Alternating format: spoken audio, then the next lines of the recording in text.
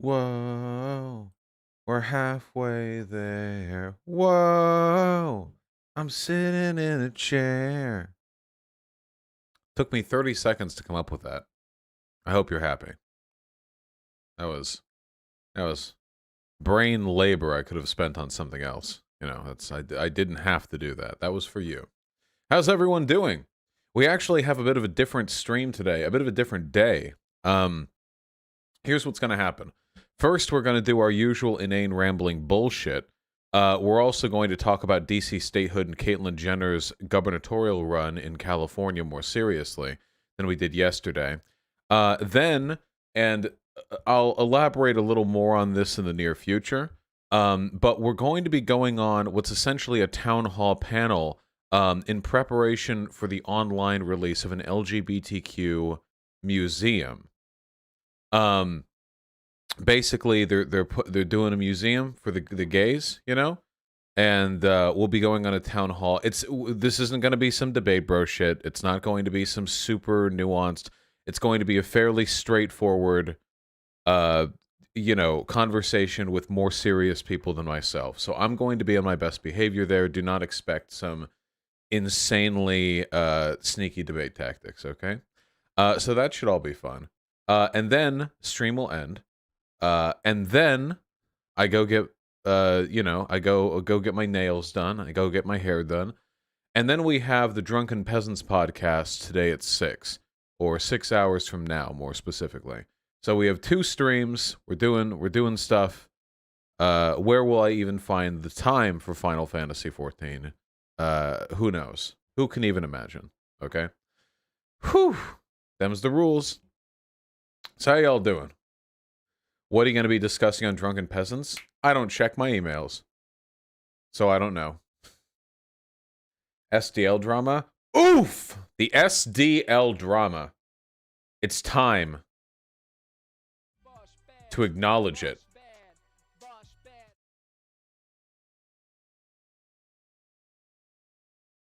All right, it's been acknowledged.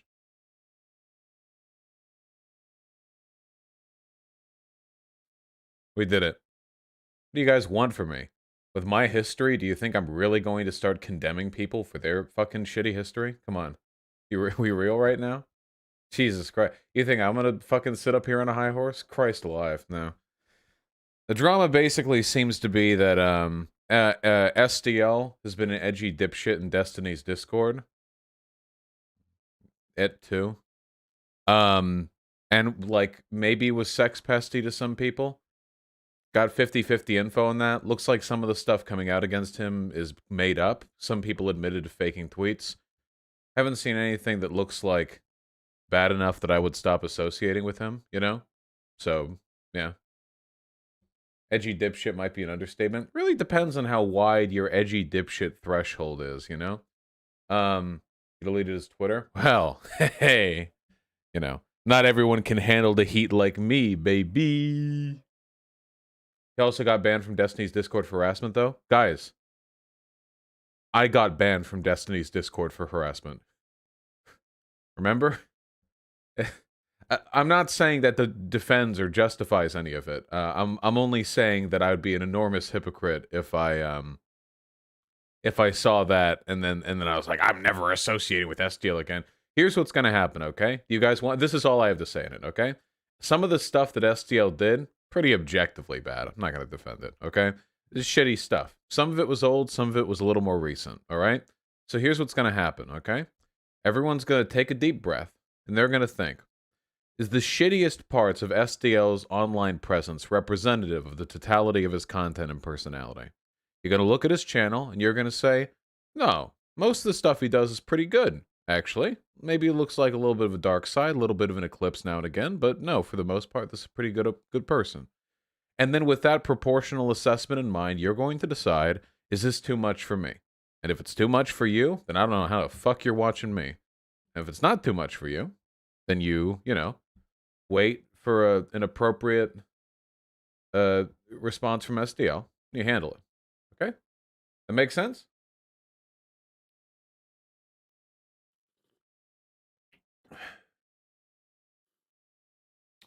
It seems I've been issued A debate challenge this morning from Sandernista412 on Twitter. Is this a streamer?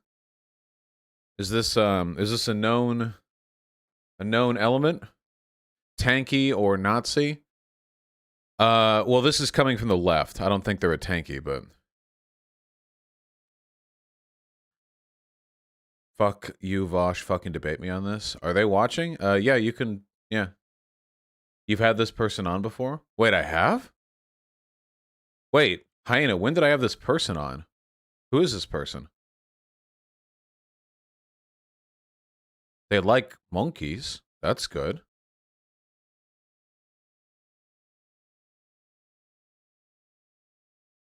That's a positive, you know? Sandinista sounds familiar. Yeah, because it was a term used by. Isn't that the stoner lady? I don't know. Hold on. Is this the clip? Ah, it's the clip. All right, guys.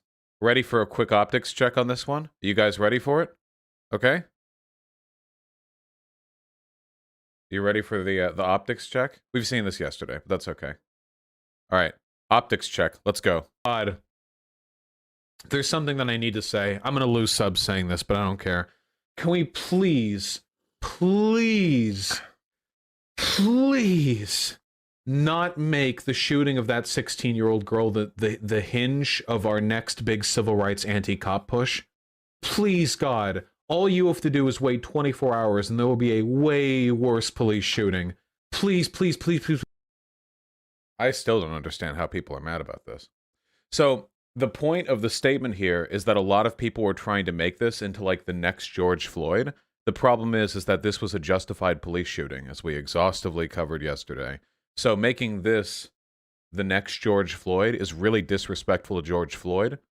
You can say it's like edgy, but edgy isn't the same as racist. Like, yeah. I mean, it's callous, sure, but you know what's really bad optics? Turning literally every single black person who dies into like the next big civil rights thing, regardless of the justification or the context involved. That makes it really, really clear that all you care about is hating cops. There are people who are saying that I'm treating this like every black death is like another optics gain for the left, but I'm actually doing the opposite. Caleb on Twitter, I think, said, this is really callous because Vosh is treating black shootings by cops as nothing more than like an optics win in an ongoing political war. But the argument I'm making is the exact opposite of that. That you shouldn't turn this into some optics point in the ongoing political war. Yeah, I'm making the literal exact opposite point, you know? So, I don't know. Just BDS, I guess. The shit Vosh, I'd say, account. There's never been a perfect victim for America. Police shoot and kill kids all the time, and the right always finds a way to say this is a bad person who had it coming. This person probably hasn't seen the body cam footage. They probably don't even know what's being talked about right now. They have no idea. They just wandered in here from like a Papa John's. They have a pizza in hand. They're just like, what? A shooting? And they just type this out. Like there's no relationship whatsoever between what took place in this person's response. Yeah. The idea that you're too flippantly saying is there will be a next victim just tomorrow. Yeah, that's a progressive statement. Pointing out that black people die unjustly to cops all the time is a progressive statement that gets made all the time by progressive people. They just don't like it because I'm the one saying it. I'll stand by that. Yeah. You have to do is wait 24 hours and yeah, there will be another unjustified. Yeah. Anyway, yeah, the same here, hold on. Yeah, sure, Lamau. Here, wait, I'll get rid of the Lamau because we're very serious on these issues. Okay, there we go. Okay, we're gonna get rid of the Lamau. That's what I call optics watch right there. This does not have enough sugar in it for me. Has enough milk, but not enough sugar. We're out of sugar cubes. Whew. With about 1,000 a year, that makes 3 police killings a day. At least some of them are unjust, so yes, about 1 a day. Yeah, that shit happens all the time. Sometimes I wonder, though. Before we go to the actual segments, can Can I just ask an honest question? Okay. Um, do you, do you, do you think of like, oh God, do you think if there was like a black serial killer, like some crazy fucking Zodiac killing shit, and they were like traveling across the world, they kill like 40 fucking people in America, and then a cop finally like stopped them, and in a conflict they got shot? Do you think that there would be like dumb dumb fuck lefties trying to call that police brutality? Oh, probably. That'd probably happen. Anyone who disagrees with me is completely incorrect. You know what would happen. Yeah. Oh God. I think you're too internet poisoned. No, actually, I think everyone else is too internet poisoned. In this case, my argument is if you're going to make the argument that police actions are unjustified, you should wait for them to be unjustified to make that argument. But everyone else, the argument they're making is like anytime a cop does anything, like that's all they need, you know? But that's a really bad argument. It makes us look really crazy. So, yeah, I feel like, I don't know, I feel like everyone else is too internet poisoned. I'm actually mad at LeBron James for that tweet of his. Holy shit, that got like 300K likes. That's probably the only reason we're talking about this. LeBron James completely blew this up. God. I think the bigger point there is the surprising lack of black serial killers. Look, okay. Nobody's defending the black serial killer, okay? We're only saying it's telling that there's been so little representation.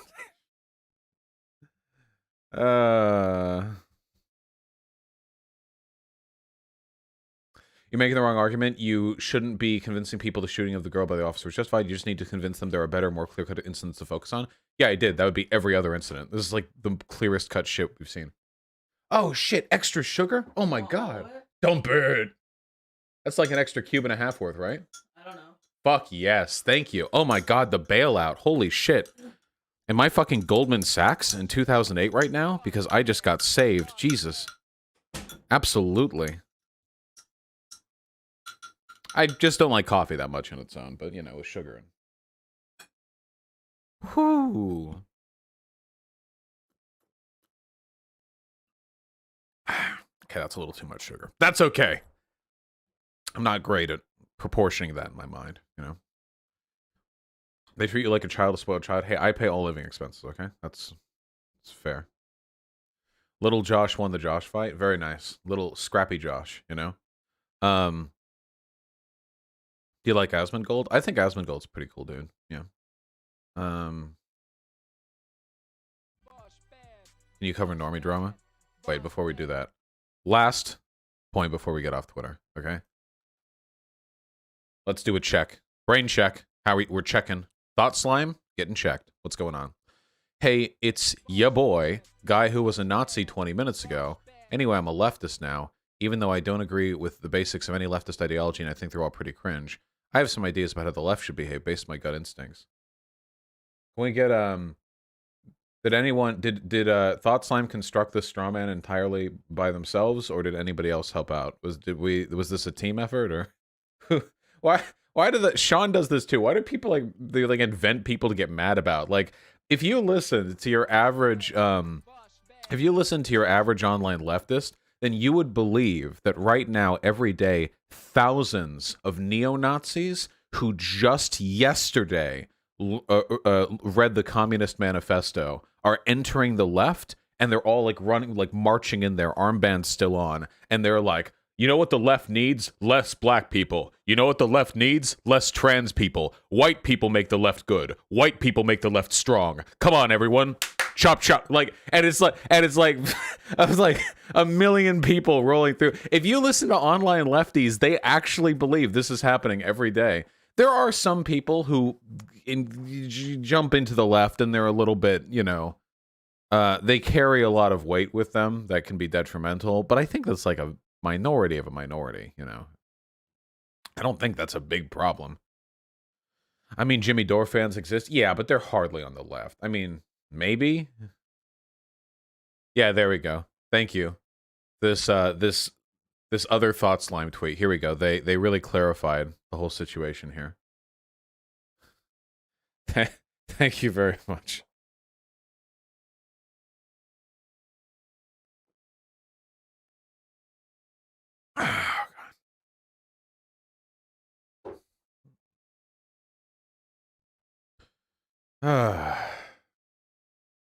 Conservatives do this shit too. They do it about different stuff, but conservatives never, ever complain about people joining conservatism. They don't do it, seriously. If you go into any conservative forum, they are not talking about, I'm so tired of all these former Bernie bros that like healthcare, but then they join the right and they don't even believe in a white ethnostate. Like, they really doesn't. The gatekeeping that takes place on the right happens at the far right, like the far right. The gatekeeping on the left happens right at the fucking border between the left and center. Yeah, it's pretty wild. I lied when I said we're done with Twitter. This is good. I like this. This is true. Uh-oh. My name. Socialism done left. This is guilt by association. Oh, God. Oh, God. This is good. It's a joke, you dumb fucks. Yeah.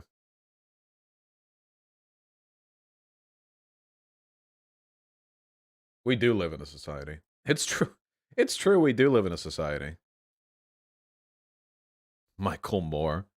Michael Moore is pretty base, though. Michael Moore is a bit of like a soy-faced cringe-lord, but in terms of the arguments that he makes, cool guy.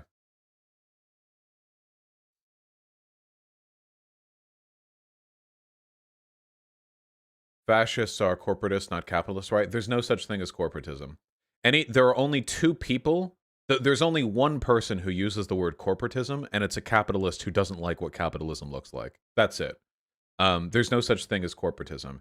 If you actually look like academically, definitionally, there's really it's nothing. It's just, like corporatism is capitalism, but some people will say it's when too much regulation happens, so corporations grew powerful. Some people will say when it's too little. It's completely meaningless. It literally, yeah, it's the same as crony capitalism. It just means like, this is capitalism. However, I don't like how it looks, and I don't want to own up to the failures of my ideology, so I'll say it's something different, you know? To be fair, I do something similar when I say that the USSR and Mao's China were state capitalist, but I can actually distinguish the way their systems were organized from how socialism is supposed to be, whereas people who talk about corporatism usually just say, like, well, it's capitalism, but it's, like, bad, it's, like, not right, this isn't good, you know? Whatever. Talk or debate somebody who doesn't want to rehabilitate people coming in from the right. Yeah, I could just call up my local fucking CIA office and bring over one of their officers, I guess. That'd be pretty cool. We could do a live debate because they probably have somebody in a van outside my house 24/7. That'd be pretty fun, yeah. Because I have no idea who but the CIA could possibly advocate for that idea. Christ. All right, people. Want to talk about DC statehood?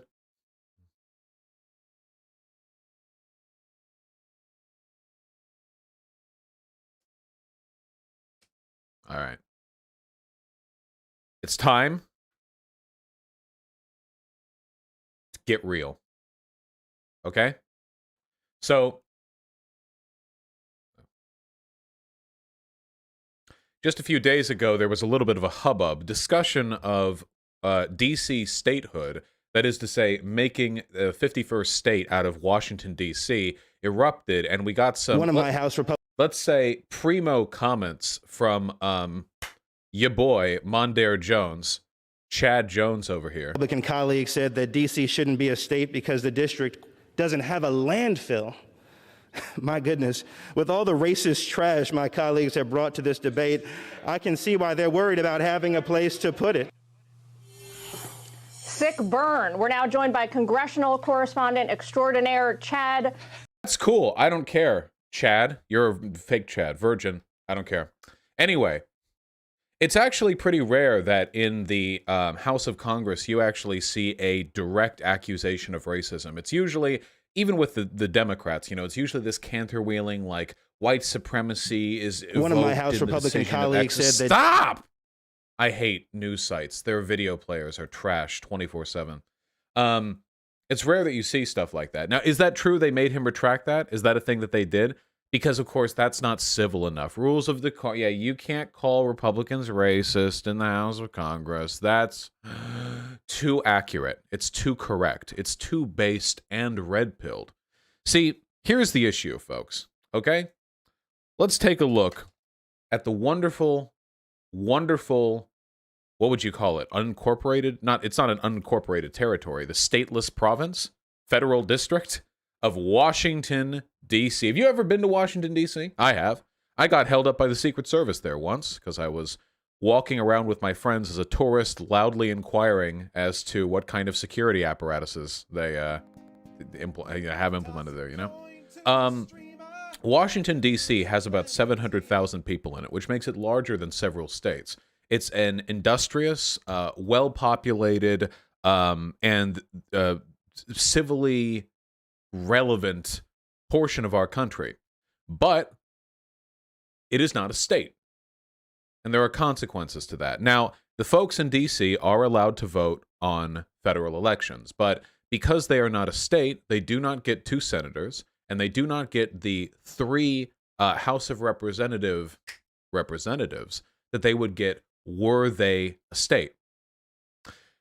Washington, D.C. has more people than several other existing states. Like Wyoming has fewer people than...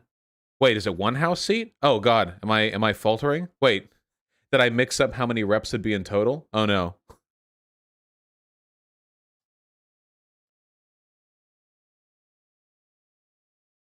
One House plus 2 senators. Okay, I was thinking in my head 3 representatives, so I thought like 2... Yeah, okay, 3 House representatives. Yeah, okay, my bad. There you go, people. Correcting the lefty misinfo. I made the exact same mistake yesterday, okay? So... yeah, he's telling on destiny. Folks, DC statehood is an extremely important issue for a number of reasons, okay?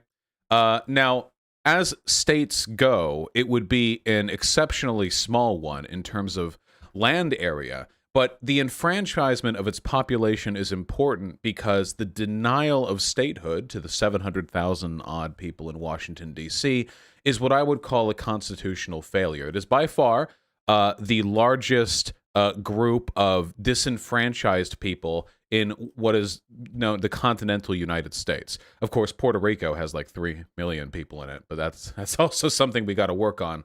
In D.C., the reason why they do not have statehood is because back when the United States was founded, they built the capital, the federal capital, on a swamp. Washington, D.C. was built on a swamp, okay? And at the time, because it was a fairly unlivable and unprosperous area, the only people who lived in the federal capital, the only people who lived in D.C., were people who were directly involved in the operation of the federal government. Now, I said this before, but I'll say it again. I want you to imagine 200 years ago, okay? Washington, D.C. was not some gigantic, prosperous city. What it was a collection of federal buildings, trade posts, and roads that ran outwards. It's meant to have been, situated roughly in the middle of the 13 colonies for easy access, north and south. And the people who lived there were basically just senators, congresspeople, presidential aide, bodyguards, everyone associated with the operation of the federal government. So their logic was, if they made Washington, D.C. a state, you know what would happen? Well, that state would be almost entirely beholden to the interest of the federal government. In essence, it would be a pocket state. The federal government would have basically direct control over the operation of the state. And back then, states' rights, I guess as they are still today, a very important point, the idea of the federal government basically just having a pocket state, wasn't something that they were too keen on. They thought it would be unfair. So D.C. was a special area, a bit of an exemption, and they kept it as was, not a state. Nowadays, it has 700,000 people. And the arguments for enfranchising the state are, at least from our end, both moral and pragmatic. So, morally speaking, the fact that you can live in Washington, D.C., and know for a fact that in spite of the fact that you are closer to the federal government than anybody else, you actually have less influence as a voter than anybody else in the United States, because you do not get to contribute a senator or a congressperson or a representative. You're right there. I mean, you can see the buildings. When you wake up in D.C., you take a look at that skyline. Look at this. There are apartment buildings Not too far off from the from our esteemed federal institutions. You can wake up, you can go outside, you can, pop a squat, do a big old stretch, look over at the skyline and see, what's that? Oh my God, is it the most powerful institutions on the planet? Just sitting right over there? The ones that I don't get to contribute to? Huh? Weird. I mean, again, 700,000 people. This is not a small number of people. Morally, I think it's reprehensible that they do not have that option. They don't have that power. Pragmatically, because let's be real, that's what we're talking about here. Pragmatically, if Washington, D.C. were made a state, that would be 2 more blue senators. The state of D.C. is more Democrat-leaning than any other state or potential state in existence in the United States. I think it goes, generally speaking, about 90 to 95% in favor of Democrats every federal election, which is insane. I mean, that is wildly beyond any proportion. I mean, what is California? Isn't California like 66-34 or something like that? DC is like exponentially more blue than California. We say like New York, blue stronghold, okay? DC makes New York look like a Texas country club, okay? That was built on top of a former plantation, all right? That's how blue DC is. That state is blue, okay? Fundamentally. I'm not going to lie. It would be really nice to have 2 more blue senators, a blue rep. It would also make potential future constitutional amendments maybe a little bit more favorable for our side. I'm not going to lie. That is something that I like the sound of. The problem is Republicans do not want Washington, D.C. to be made a state. The measure to pass just went through the House. It's going to die in the Senate. Has it already died in the Senate, by the way? I'm not even keeping track because there's a 0% chance that any Republican will ever vote for Washington, D.C. to be a state. Yeah, okay. Dead on arrival. Yeah, it might as well. There's no point in paying attention to it whatsoever. Don't even follow it, okay? Because if Republicans passed D.C.'s statehood, they would be hamstringing themselves. It's the same reason why they will never get rid of the Electoral College, because it is necessary for them to have a shot in federal elections. They need it. They need it to have a shot at the presidency. It is a huge handicap in their favor. Now, what's interesting to me is that the arguments Republicans have made against the statehood of D.C. are almost identical to anti-democratic arguments that have been made in the past against suffrage for women and against the enfranchisement of slaves. So we saw earlier that little clip, the one where the Republicans were called racist and he had to retract that statement. And some of you who saw stream yesterday may have seen the clip where that white Republican said, DC isn't a diverse, can somebody provide that clip? Yeah, I'll find it on, what was it, Bastiat's Twitter, if I have to. It's too good, The word salad that gets pulled out here. See, Washington, D.C. is something like 50% black. I mean, Washington, D.C., I think, might be the least white state, if you're, maybe, possibly? Hold on, here we go. Yes, Wyoming is smaller than Washington by population, but it has 3 times as many workers in mining, logging, and construction, and 10 times as many workers in manufacturing. You will notice that this has nothing to do with the legitimacy of statehood. More people work in manufacturing? What the fuck does that have to do with making a territory a state? What possible relevance could that have? In other words, Wyoming is a well-rounded, working-class state. Oh. They're doing the meme. This is one of the this is the Nas Bowl argument, though of course we're dropping the Nas. No, we're keeping the Nas and dropping the bull. Sometimes people will say working class when what they actually mean is white factory worker. That is what they mean. Quick reminder, oh my God. Quick reminder, by the way. Hot tip. The real working class of America, the purest working class of America, has always been people of color. Whether you're talking slavery, which, yeah, that would put them in that category. Not in a capitalist sense, but at the very least in terms of the relation to their labor and ownership of the means of production. Whether you're talking that to the inner cities, which have always been the most industrious and economically productive portions of our country, to the sharecroppers, black sharecroppers that didn't have anywhere else to go after the end of slavery.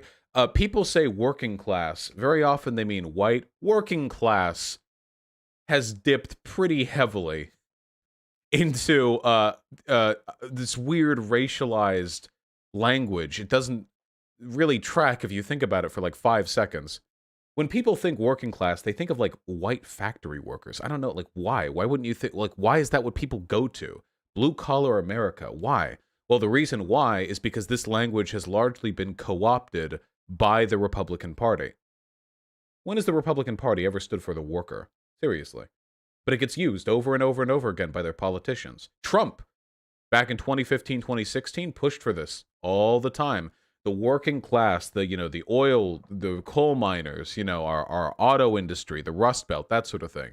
Trump pushed for that. Did any of Trump's policies actually benefit these people? I mean, he brought back, what, a couple thousand jobs? And I think those ended up getting closed down later anyway. It was one of his biggest talking points, the whole Rust Belt working class, One Senate Republican said that D.C. wouldn't be a, quote, well-rounded working class state. I had no idea there were so many syllables in the word white. Unfathomably based. Unimaginably based. Imperceptibly based. Because that's what it is. It's a dog whistle. Similar arguments were made back during the suffragette movement, back a century ago. People made the argument that, we don't need to give women the vote because they'll only double their household vote, the vote of their husbands.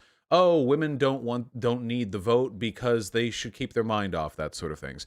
Oh, that's like over and over. These arguments were very, very common. But do you know the actual reason why they made those arguments? They didn't want women to have the vote because women would generally vote for more progressive candidates, and the people making those arguments were reactionary. That's it. That's the only reason. It was realpolitik. In reality, nobody really has a principled stance on this. People are only looking out for their own power. And by people, I mean Republicans, because only Republicans are smart enough to act out of realpolitik. Democrats adhere to principles, like idiots. Republicans will never, ever, ever agree to the statehood of D.C., no matter what arguments are made, because it will politically disadvantage them. And Democrats, I mean, it varies. I would be willing to enfranchise D.C., even if it were majority Republican, because I'd like to think that I'm not a massive hack. But the Democratic Party as a whole, I'll put it this way, okay? If Washington, D.C. voted 95% red, the Republicans already would have passed D.C. statehood, and half the Democrats would have voted for it as well, okay? I'll put it that way, okay? Very different approach how we handle these types of situations. They did the same thing with slavery, by the way, too. There were a lot of people. Hey, who here has watched the cinematic classic, Birth of a Nation? There was a fear that after black people could vote, that they would vote themselves into every facet of our federal and state, offices, and that slowly I can't even use the terminology they used back then, slowly I'll just say blackified. America would become blackified. The argument that they would use back then was a more honest and explicit representation of their actual beliefs. Back in those days, they could just openly say, we don't want these people to be able to vote because we don't like them. Their power is not our power. But nowadays, they have to dress it up. Nowadays, it has to be, oh, well, Washington, D.C. has 1/10 as many manufacturing workers as Wyoming. Like, what the fuck does that mean? They have to dress it up a little bit. But if you stripped aside the mask, Republicans would say, yeah, Washington, D.C., they have too many black people, and they vote too Democrat. We don't want them to have senators. That's pretty much it. That's the argument. They all know it. Everybody knows it. Everybody knows it. Nobody thinks otherwise.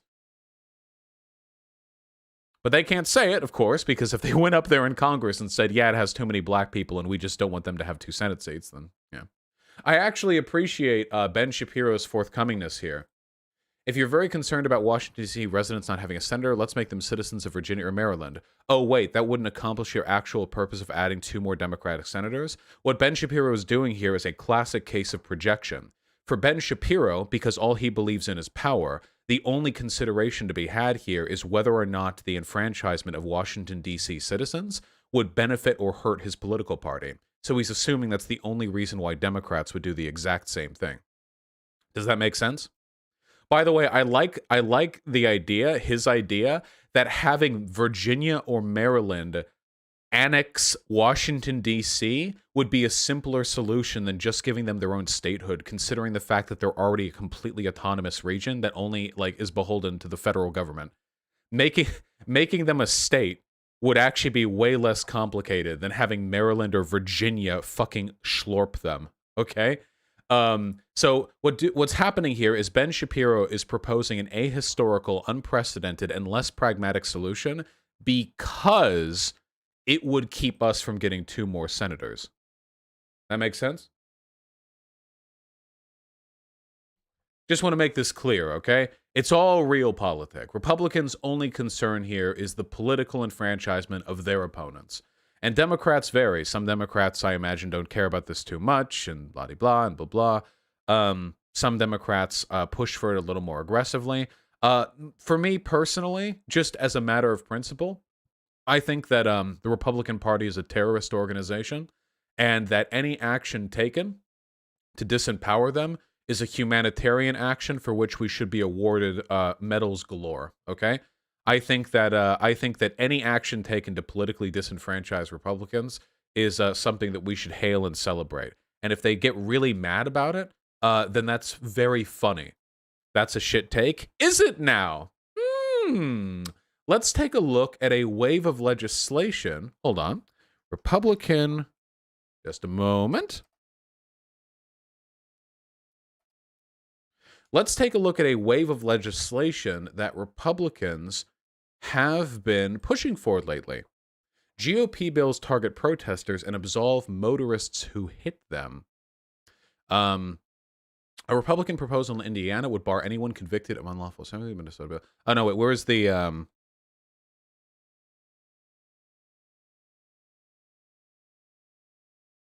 Where is it? No, don't use the word car. There was there were a wave of laws that were passed to give more lenient legal protections to people who drive cars into protests, you know? I'll talk about this more in a future segment. Yeah. Oklahoma, is this happening? Didn't they also try to pass this in Florida? They also tried to do this in Florida, right? Oh yeah, there we go. Contentious Oklahoma bill to protect drivers who run over protesters signed into law. Look at that. Yeah, they passed it in Florida. Now they've passed it in Oklahoma. Yeah. Yeah, terrorist group. Yep. Yeah. What am I supposed to say here? BLM happens. What do?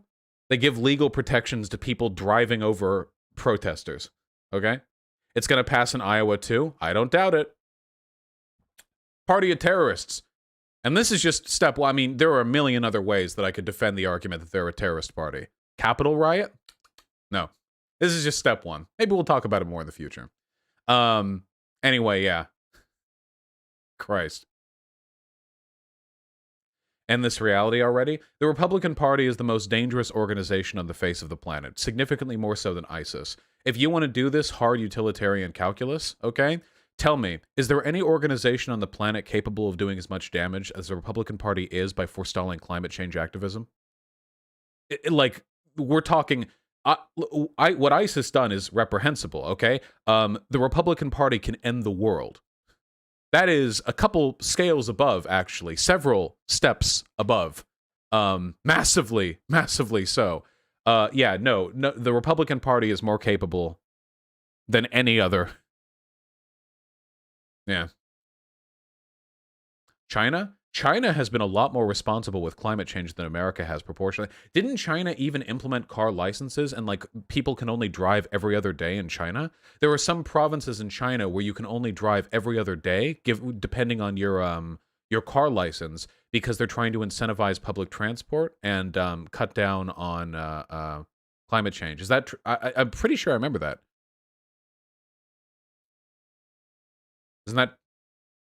That's not true? They lead in carbon emissions. They have 1.4 billion people. Road space rationing in Beijing. I think I'll take the red pill. Okay, I think that the Chinese Communist Party is more responsible with climate change than the Republican Party. The Chinese Communist Party is at the head of the largest country on earth that's rapidly industrializing. We know that's going to cause problems. The Republican Party is at the head of a country capable of leading green energy. America could lead green energy. We could be pumping out trillions in green energy research. And we don't. And it's because we're still caught in discourse that the Republican Party invented. You know? At least China's still industrializing. That's an excuse they have. It's not for climate change, it's to reduce smog in urban areas. Well, that helps with climate change, right? Does anyone seriously disagree with this? Enough. Stop. I do sincerely hope that after all the anti-tanky arcing that we have been doing, there aren't people in chat under the impression that I think China is more of a threat to the world than America is. I really, I know that a lot of people here are playing team sports, like they hear a criticism where the Republican Party is doing worse than China, and you're like, no, I thought China was the worst thing. No, they're... All right.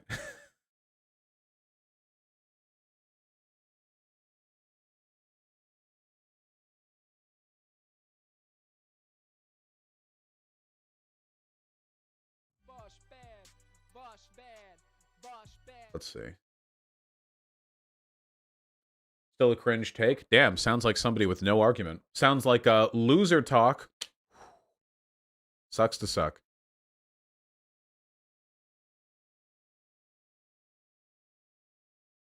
You people have no fucking idea how dangerous the Republican Party is. They will become a more powerful influence in the U.S. soon. No, wait, I don't think you guys understand, okay? The Chinese Communist Party is dystopian, authoritarian, ruthless, and anti-humanitarian, and I despise them. However, they are good in one thing. They're actually pretty decent at managing the development of their country. I think that pretty much every demographic and economic progress that China has experienced in the past 40 years indicates that. The Republican Party, however, is a death cult. They have no plans for the future of America, no desire to see us grow, no desire to see our economy or our demographic shift positively. The goal of the Republican Party is to inflict as much misery as possible on the groups of Americans and non-Americans they dislike the most. The predominant ideological trend behind the Republican Party is Christian fundamentalism, and Christian fundamentalists enact political action which they believe will bring about the rapture. They are not planning rationally for the world. It is a death cult. We live in a Lovecraftian novel, okay? And I will defend to my dying breath the idea that the Republican Party is the most dangerous organization on the planet. Absolutely and utterly. If they're disenfranchised, maybe that will change. Maybe if they're made worthless and Democrats are the only real political party in this country, then we can reassess that position. But for right now, unfortunately, it is what it is. Bring the brain dead on. In 15 minutes, we have the LGBT town hall. So you say this, and I agree. Are there any efforts being done to remove the Republicans from power because every opportunity legally is getting blocked or denied? Yes. The, what is it called? The Interstate Voter Compact Act? What is it called? What's it called? Interstate Voter Compact. It's National Popular Vote Interstate Compact. This is the, the closest thing that we have to ending the Republican Party, because it would essentially get rid of the Electoral College. The basic premise is this. Now, as you all know, popular vote doesn't decide our president. The Electoral College does. Navajo Interco violates the Constitution if you look at the legality tab. Is that true? I've heard that it does not. Hold on. The Compact Clause of Article 1, Section 10 of the United States Constitution says no state shall, without the consent of Congress, enter into any agreement or compact with any other state. Well, you would just need the consent of Congress then, no?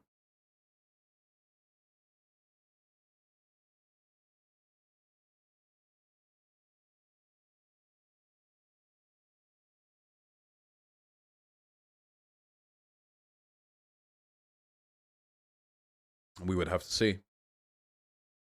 Won't the Supreme Court just shoot it down? We will have to see. This is still the closest shot we have. There's a CGP Grey video on it. Did the Supreme Court approve it? That's nice. So does this mean that if we pass it, we just get rid of the filibuster? No, this only affects the Electoral College. Can the CCP reform? Sure. There's actually a decent shot of the Chinese Communist Party being overthrown or at the very least disempowered in the next 50 years. So I recently talked off stream with an expert on China. This is a Western expert, of course, so we're speaking on this from an external perspective. But as I understand it, the reason why the Chinese population loves China so much is largely because the Chinese Communist Party has procured so many benefits for their population. See, over the past 50 years, I mean, we can take a look. Hold on. Yeah, like, look at this. It's obscene. Look at this. Just since the this where I have the dot right now is 2000. This is at 2000. In 20 years, the GDP has gone 14 times. It's 14 times.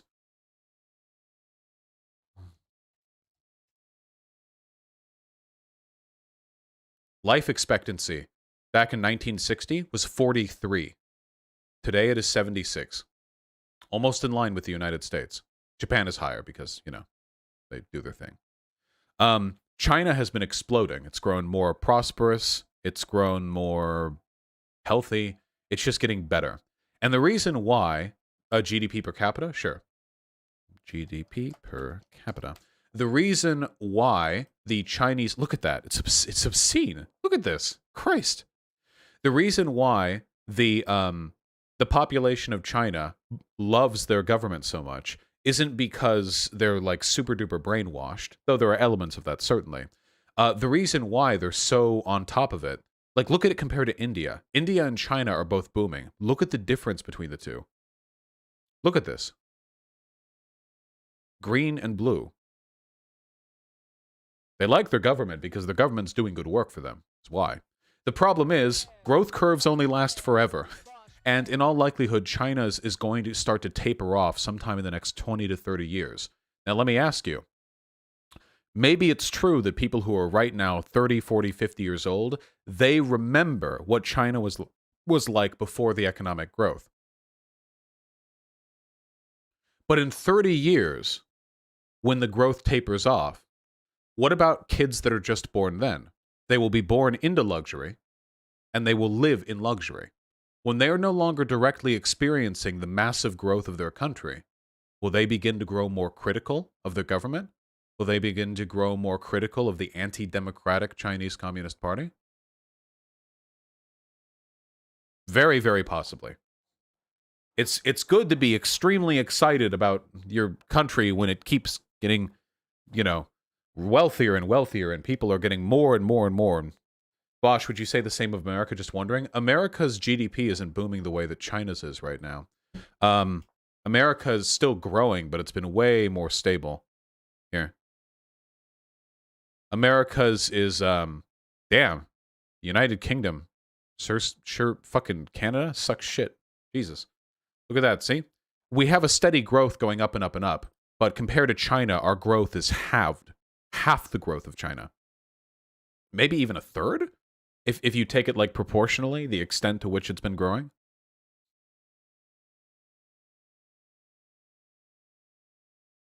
Yeah. Anyway, once this slowdown begins, I believe the population of China will ask more of their government. Not more wealth, but more political enfranchisement. Somebody mentioned John Doyle. Is Destiny debating John Doyle right now? No way. John Doyle ducked out of debate with me. Oh, he's doing a live change panel? their police reform policies. But it was like like it's a not lot in those caused. others, like a comical amount of murder. Yeah, but that no. was being But done. we're talking about what we're talking about here is No, that wait, like this the isn't- thing that you were talking about, like whether or not the cities that reduce their policing had Oh, this any is causal Riley effect Grace on this. Rochon. Like, not only is there no way to tell if that was the causal effect, but there's also other cities. We cannot platform Riley Grace Rochon. I would not want any socialists to come into contact with her rhetoric or vice versa. We must maintain separation. All right. It was RGR. I think she's a fairly sensible person, but she recently like freaked out on Twitter and said like, if you're a socialist, block or unfriend me or unfollow me. So, you know. RGR is actually doing well against John Doyle. That's good. I would much rather a liberal win than a neo-Nazi. That is preferable. Any day of the week. John Doyle's a Nazi, right? Yes, John Doyle is a Nazi. I don't think he's brave enough to just say it, but he is a Nazi. Yes, 100%.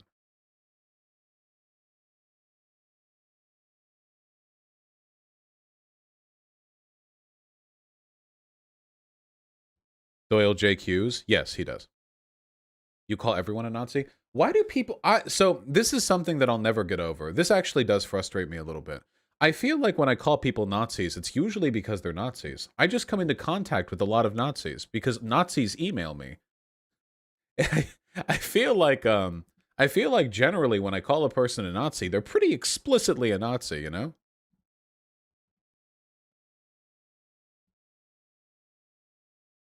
I call people fascist very often, but I'll stand by it. Why do you think RGR is a Nazi? Well, RGR is what we would call a social fascist. Basically, somebody who's a fascist because they're not a socialist. And Nazis are fascists, so basically a Nazi. Bernie Sanders, social democrat, not a socialist. Fascist, therefore a Nazi. Bernie Sanders is a Nazi. I'm very smart. What's a tiff? Oh, God.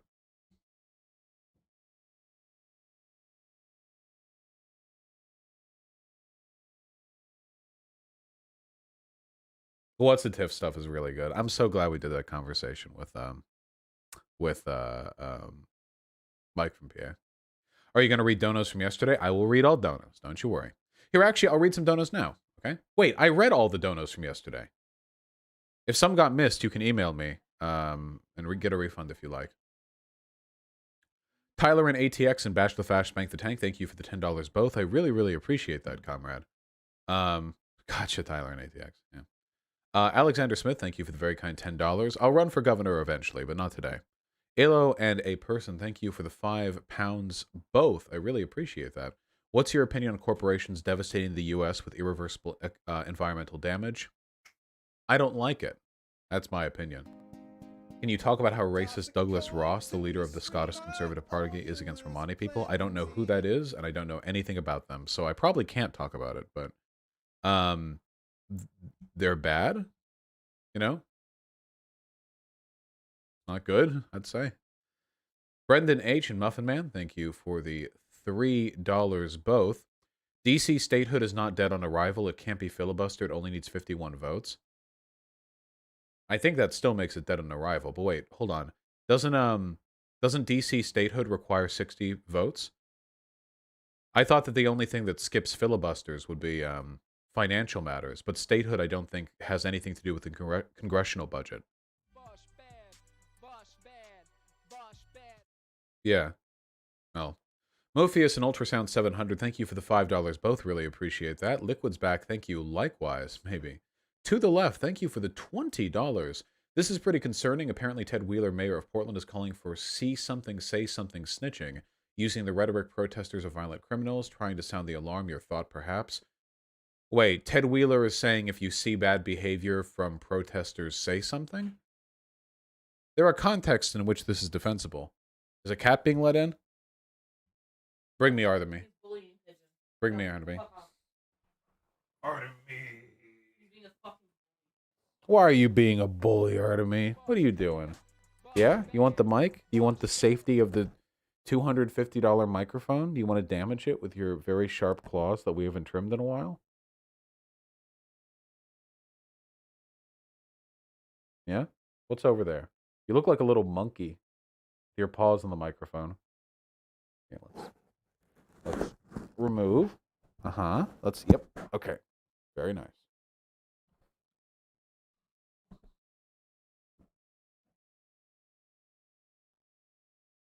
You're not supposed to trim a cat's claws? Yeah, you can. Trim it. Don't declaw them. Like trim it. Like, can you stop?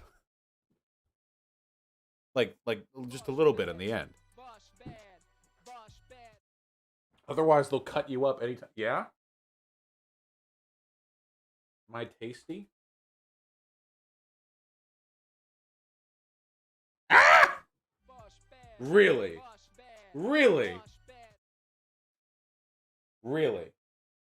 That's how we're doing today, huh? He just wants to bite me. Yep. But then he licks. I'll lick you.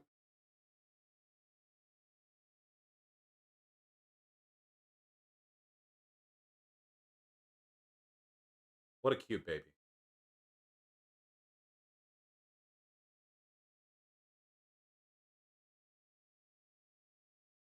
Yeah. Yeah. Yeah. Yeah. You can get my beard. Ow! Bit above the beard. Having fun.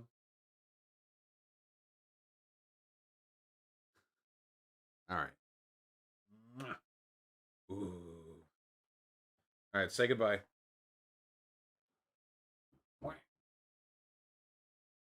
Artemis, say goodbye. Stand up. Do not bite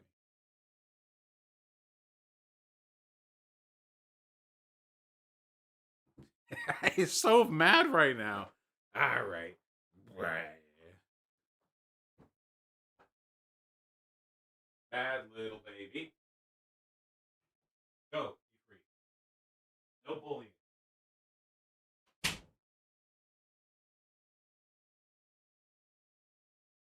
What a great cat. He's so heavy. Jeez. Oh. All right. All right. Let me see if I've gotten the... Oh. I wonder how scuffed this is going to be. None of the people on this panel are lay epic Twitch stream veterans like myself, so I wonder if how it's going to be super scuffed. Harpoon McPherce, thanks to $10. Will you be playing Hades on stream? I've already beaten Hades off stream. I've got about 130 hours into it, so probably not. It's a lovely game, though. I highly recommend it. JKCL and the Dave26, thank you for the $5 both. The Dave, congratulations on cleaning up your community for Earth Day. That's poggers as shit. Wish I could do that, but I have so much hair on me. He's shedding. Ugh. Christ. Hula Baloo and Howdy Do and Kowalski from Nebraska, thank you for the $10 both. I really appreciate that. Can you do a vid on how to best respond to lib idpulse sometime? I'm actually going to be doing that today, believe it or not. And would you be willing to shout out my YouTube channel, Prairie Fire Kowalski from Nebraska? It's just 1-minute farm videos now, but I have left projects soon. You know, I'm not going to lie to you. Prairie Fire Kowalski from Nebraska is a bit of a mouthful for a name, but yeah, you know what? Absolutely. Go check out their YouTube channel, people. Apparently it has something to do with farming, which I don't know very much about, but it's always good to learn. You know, you can learn lots of really interesting stuff from subjects you have no interest in, you know? Oftentimes I find that my political analysis is informed by watching science videos.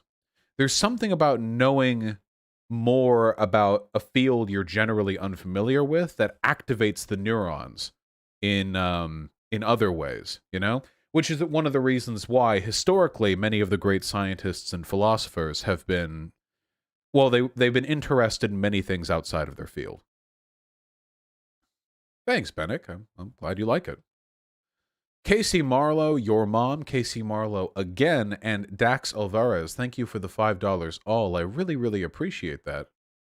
LeBron walked it back, though. That's probably good. I just think that was fairly irresponsible. Beer Bash Johnson, thank you for the very kind Tier 3 sub. Goddamn right. Sasha Star, thanks for the Tier 1 sub. You're Duded, thanks for the Tier 2 sub. And Whale Crush with the incredibly kind Tier 4 sub. Thank you very, very much. Getting a job finally after my chemistry PhD. Socialism question. How do you prevent worker co-ops from competing against each other like corporations do? You can't. Worker cooperatives are still fundamentally market-driven, and they'll compete against one another to the extent that market regulations allow. Obviously, government regulation can control the extent to which they compete against each other. I think some types of competition are socially beneficial. Many of them are socially destructive. I think anyone following the discourse on vaccine copyrights right now has plenty of info with regards to how competition can be destructive. But there are benefits to it, certainly.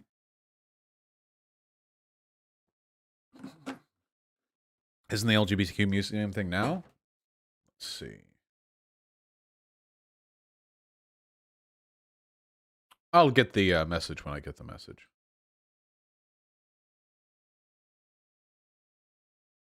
Have you heard Chomsky's opinions on markets? I've generally heard them. I probably haven't seen the specific statement you're referring to. He's talked about them thousands of times. Isaiah Croquette and Illadvine, thank you for the $5 both. You should play WoW again and play it on stream. God, I can't do that again. I've been playing Final Fantasy XIV lately. I think that I'm speedrunning it because I want to be able to play with some of my friends. I'm level 26 and I've been playing for 2 days. I want to be a gun breaker because I like guns because they're cool. I want to be a rootin' tootin' gun sword cowboy.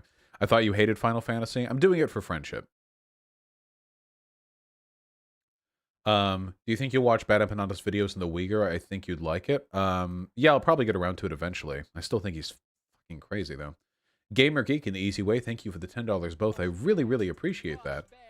Yeah, Biden recognized the Assyrian genocide, which is pretty awesome. I do not know any Assyrians, no, but I don't have to be happy that their suffering is being officially recognized. Okara and Antifa Super Soldier, thank you for the Tier 1 subs both. The population of Virginia during the Revolutionary War was the same as DC now. That should justify armed rebellion in the minds of these crazed traditionalist hogs. Maybe. Guys, the chat said Assyrian. Hold on.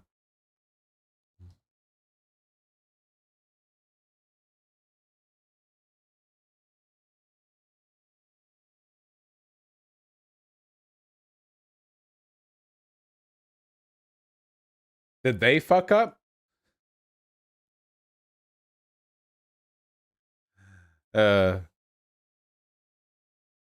know it was the Armenian genocide, but I've seen people referring to the Assyrian genocide as well.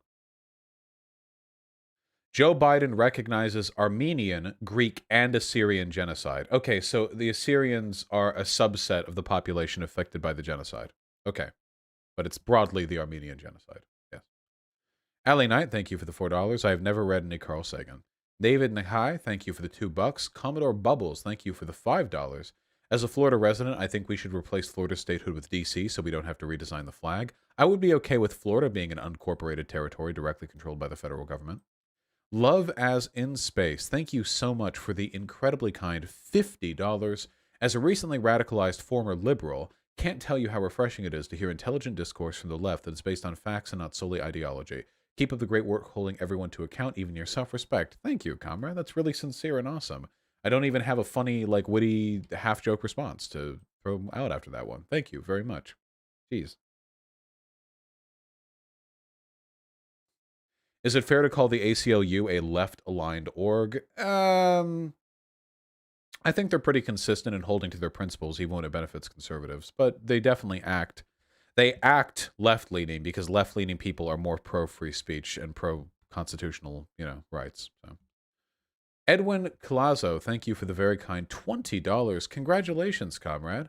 I'm really happy to hear that you're starting to work on your indie gaming project. It is incredibly creatively fulfilling to get on that stuff. Thank you. I'm glad my videos were inspirational in that respect. Oryx, OP, and CD, thank you for the $5 both. Really appreciate that. No Kerbal Space Program gameplay on stream, comrade. I'm not subjecting myself to that. Villamin, thank you for the $10. I think that's agreeable. The Ultimate Killstorm, thank you for the $5. Hey, it's me, Killstorm. I know you're huge now, both figuratively and literally. We should still talk soon. Waiting for you to hit me on Twitter. Wait, the Ultimate Killstorm, didn't we talk before? You're going to have to refresh my memory. If you want to talk, send me an email, but I can't make any promises. I'm a pretty busy boy these days. Michael Ill, I am a Vosh sexual as well. Thank you very much. Warren Schull, thanks for the $2. Cancer with the gifted tier 1 sub. Summerchild, Cancer again with the gifted tier 1 subs. And Me with the tier 2 sub. Thank you very, very much.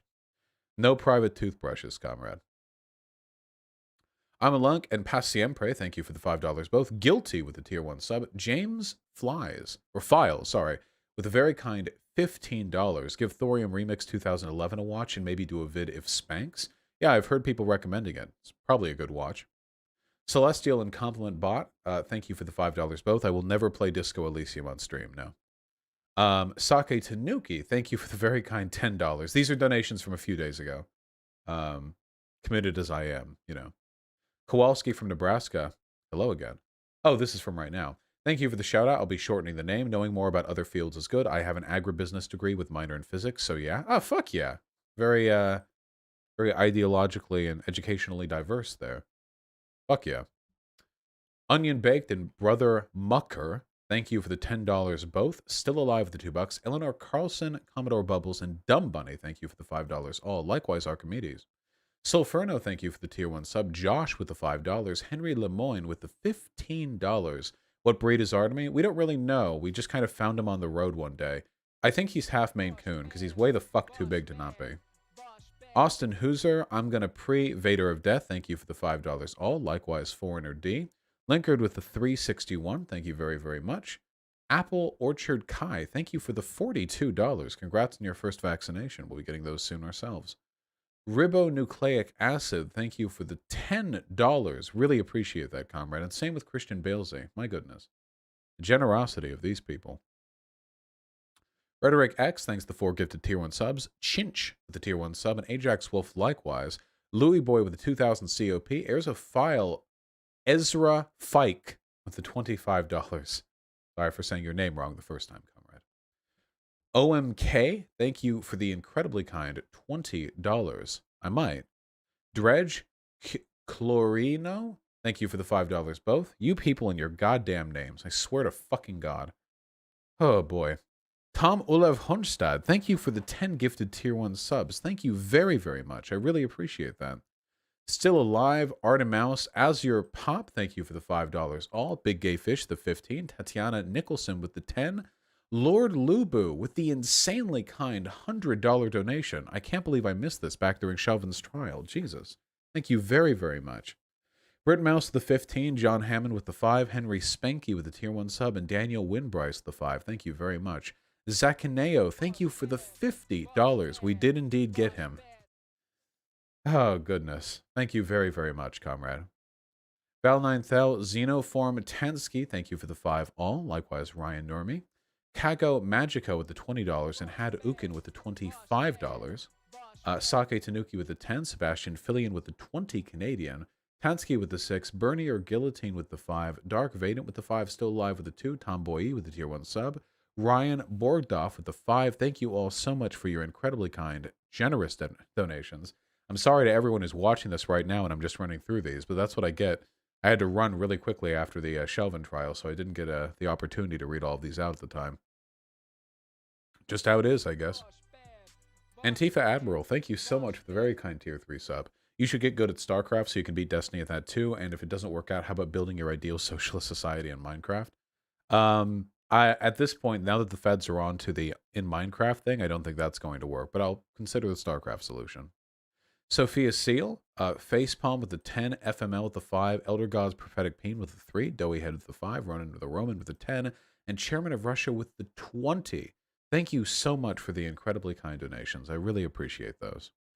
Spectral Rel 1, Dice Munch, Alexander 99, Mr. Plainview, Richard Underwood, Amber Clops, thank you for the $5 all. Squid Buddy, never take them away from us. Thank you for the 10. Likewise, Saki Tanuki and Paolo Vivani. We've reached almost the end. Wonderful. Captain Gwendolyn with the 5, D5s99 with the 3, and Mickey Petra with the 5 yourselves. Thank you very much, Condry. Saki Tanuki with the 20. Much love. Imaginary MDA, Jakey Fakey, and Markinator. Thank you for the $5 all. I really appreciate those. The Lost Sauce with the 5 gifted tier 1 subs, and the tier 2 subs to yourself. Thank you. Lamanta with the 50 euros. I love you very much. I love all my friends, even if they're from France, Lamanta. Nothing to apologize for. Thank you for the 50 euros. Spectacularel1. Thank you for the incredibly kind $20. Aquafractling with the 3. EPV20 with the 10. A Dude with the 10. Thank you very, very much. Cadser with the tier 2 sub, and Drexillian with the tier 3 sub. Grandad, the tier 1 sub. Luis, Cripplepunk, Still Alive, and Feared of Yoldashev with the $5 donations. Likewise, Big B and Faux Real. Thank you very much. K-Sam with the incredibly kind $50, and this is from today. Thank you very, very much. Your streams have helped me become more open-minded towards social issues and have moved me towards the left more than I would have ever thought possible. Thank you, comrade. I really appreciate that. Sometimes it's funny that you're saying this, like, well, I'm just reading out a litany of old donos. You're like, thank you, your streams have been so influential, and I'm just like, counting a stack of money. Thank you, I appreciate that. Seriously, I do. Captain Star Chaser, thank you for the very kind $10. Honest question, do you think we will, within the next few elections, we will abolish or reform the filibuster, and are you in favor of reform or abolishing? Oh, the filibuster should be okay, the filibuster should be in place when we're not in power and gone when we are in power. That's my position on this, okay? The Republicans are going to do everything in their power to manipulate the system to their benefit, and if we don't want to die, we have to do the same. That's my position.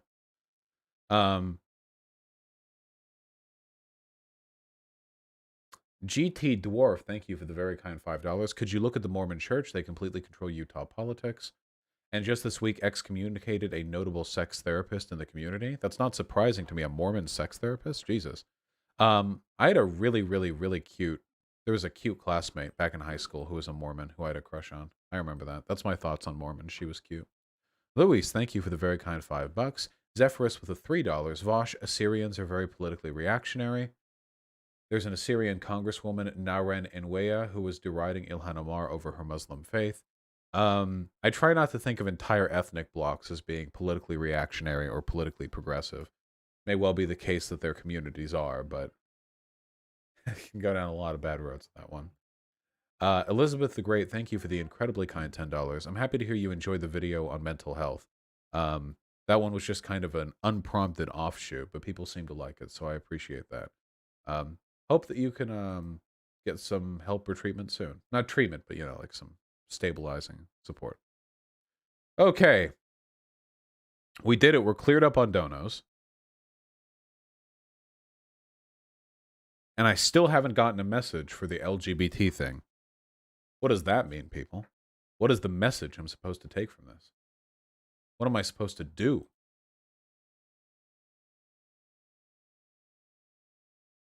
We do a segment. That's what we do.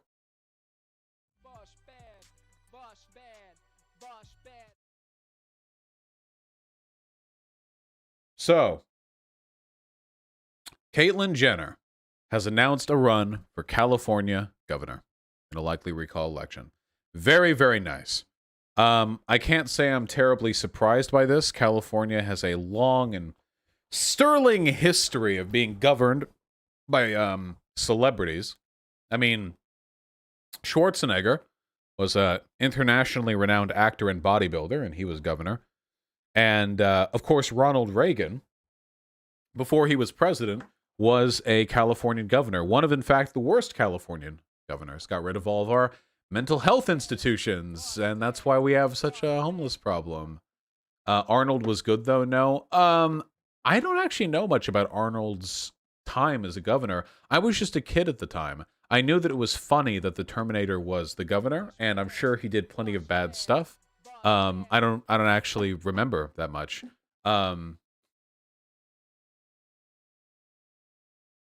I know that nowadays Arnold Schwarzenegger is, as Republicans go, a relatively reasonable one, at least from what I've seen in his public outreach. But Republicans are Republicans, people. We can essentialize with that at least. Anyway, Caitlyn Jenner's looking to replace Gavin Newsom later on in the year. I'm in. California's worth fighting for, she tweeted Friday morning. How lovely.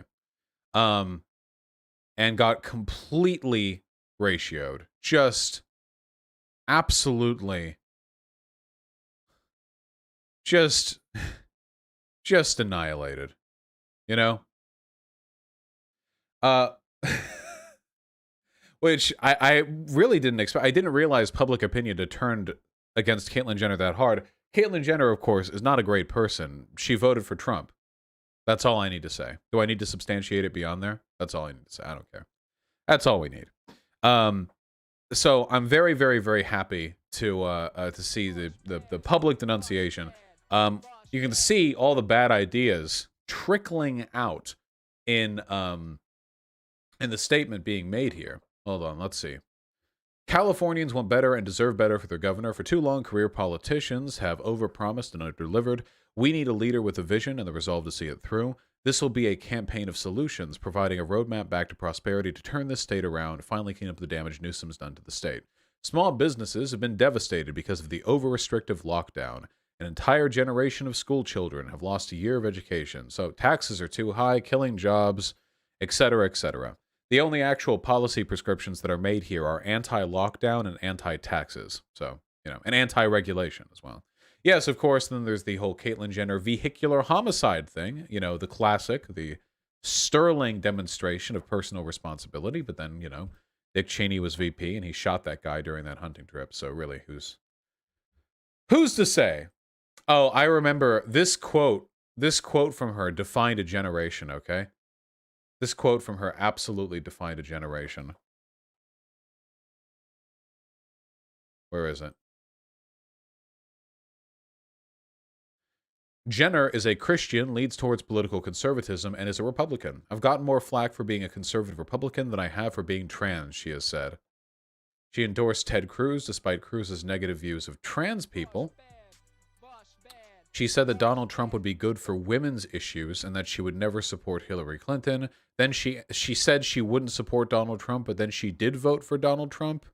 But then the voter records said she never cast a ballot in the election, so she said she didn't support him, but then she said she voted for him, but she actually didn't vote.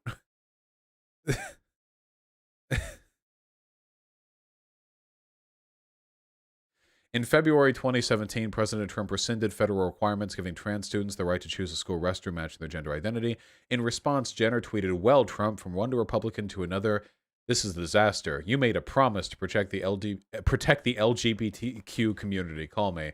So actually, a little bit credit to Caitlyn Jenner. She has more of a spine than Blair White does. Like, Donald Trump could have, passed a federal bill to smash trans people with a hammer until they, died. And Blair White would have put an article out in the Post-Millennial about how that was actually good for trans rights and what they deserved. At least Caitlyn Jenner actually points out where's something's bad going on here. Anyway, we've seen it all before. Kind of dumbass conservative wants to dip their toes into political waters. I'm sure she'll win with an overwhelming majority of the vote. What I actually want to talk about, though, more so than anything else, is identity politics. Caitlyn Jenner is, you might have missed this one, a trans woman, which is cool. I mean, being trans is objectively superior to being cisgender. I think we all know. The scientists have borne it out. One of the issues that I've had with the Republican Party, or basically conservatives in general, like tankies, Nazis, or neocons, is that they are extremely fastidious in pushing for identity politics whenever it benefits them. So I want to lay this out, okay? Personal point of privilege. I'm a cis white dude, okay? Now, there's nothing, memes aside, I don't think there's anything wrong with being that or being anything else, fundamentally. If we're talking about people's demographic identities, cis, trans, straight, gay, white, black, Asian, Hispanic, Native American, it doesn't... At the end of the day, when we're talking about ideas, which is what we're talking about in politics, that's what we should be talking about, right? Like, which ideas are better than others, you know? We should focus first and foremost on the quality of those ideas. And what people will often do is attempt to either defend their ideas or attack other people's ideas, not based on their merits, but rather based on the groups the person making those claims belongs to. Now, sometimes this is fine. So I'll give you an example. If there are two people arguing with each other on the street, okay? They're arguing over whether or not the earth is flat. One of them has a PhD in meteorology, and one of them is a YouTuber. In that instance, absent any other available arguments, I think it's acceptable to point at the person with the PhD in meteorology and say, come on. Come on, you know. Now, that doesn't substitute an argument. You don't get to appeal to authority in lieu of an argument. There's nothing wrong with that necessarily. No, an appeal to authority isn't necessarily bad. What you're thinking of is a fallacious appeal to authority. A fallacious appeal to authority is either when you're deferring to an authority who does not hold any water in the subject being discussed, or when you're deferring to an authority in lieu of an argument. However, if you're not doing it, it's like an ad hom. Ad hom does not mean when you insult a person. An ad hom isn't an insult. An ad hom is when you insult instead of making an argument. So I'll give you a difference, okay? I'll give you the difference. I'll give you an example, okay? Let's see them arguing with a conservative, all right? And they say, trans people are dumb, okay? This would be an ad hom. Fuck you, moron. That would be an ad hom. This would be an insult. No, they're not. Fuck you, moron. You see? I provided my sterling counterargument there. No. And then followed up with the insult. So that's fine. You can actually see in my debates, I basically never ad hom. I don't think I ever do. I insult constantly, but I don't ad hom. Ad homs don't look good. Insults are great when you compliment them with a good argument. No is not an argument. No. Anyway, speaking of fallacious arguments, idpol.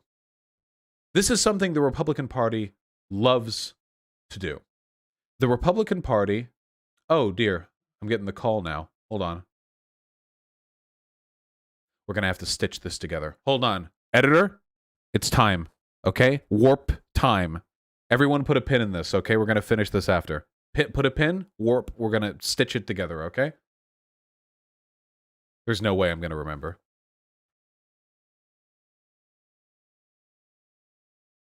All right, hold on.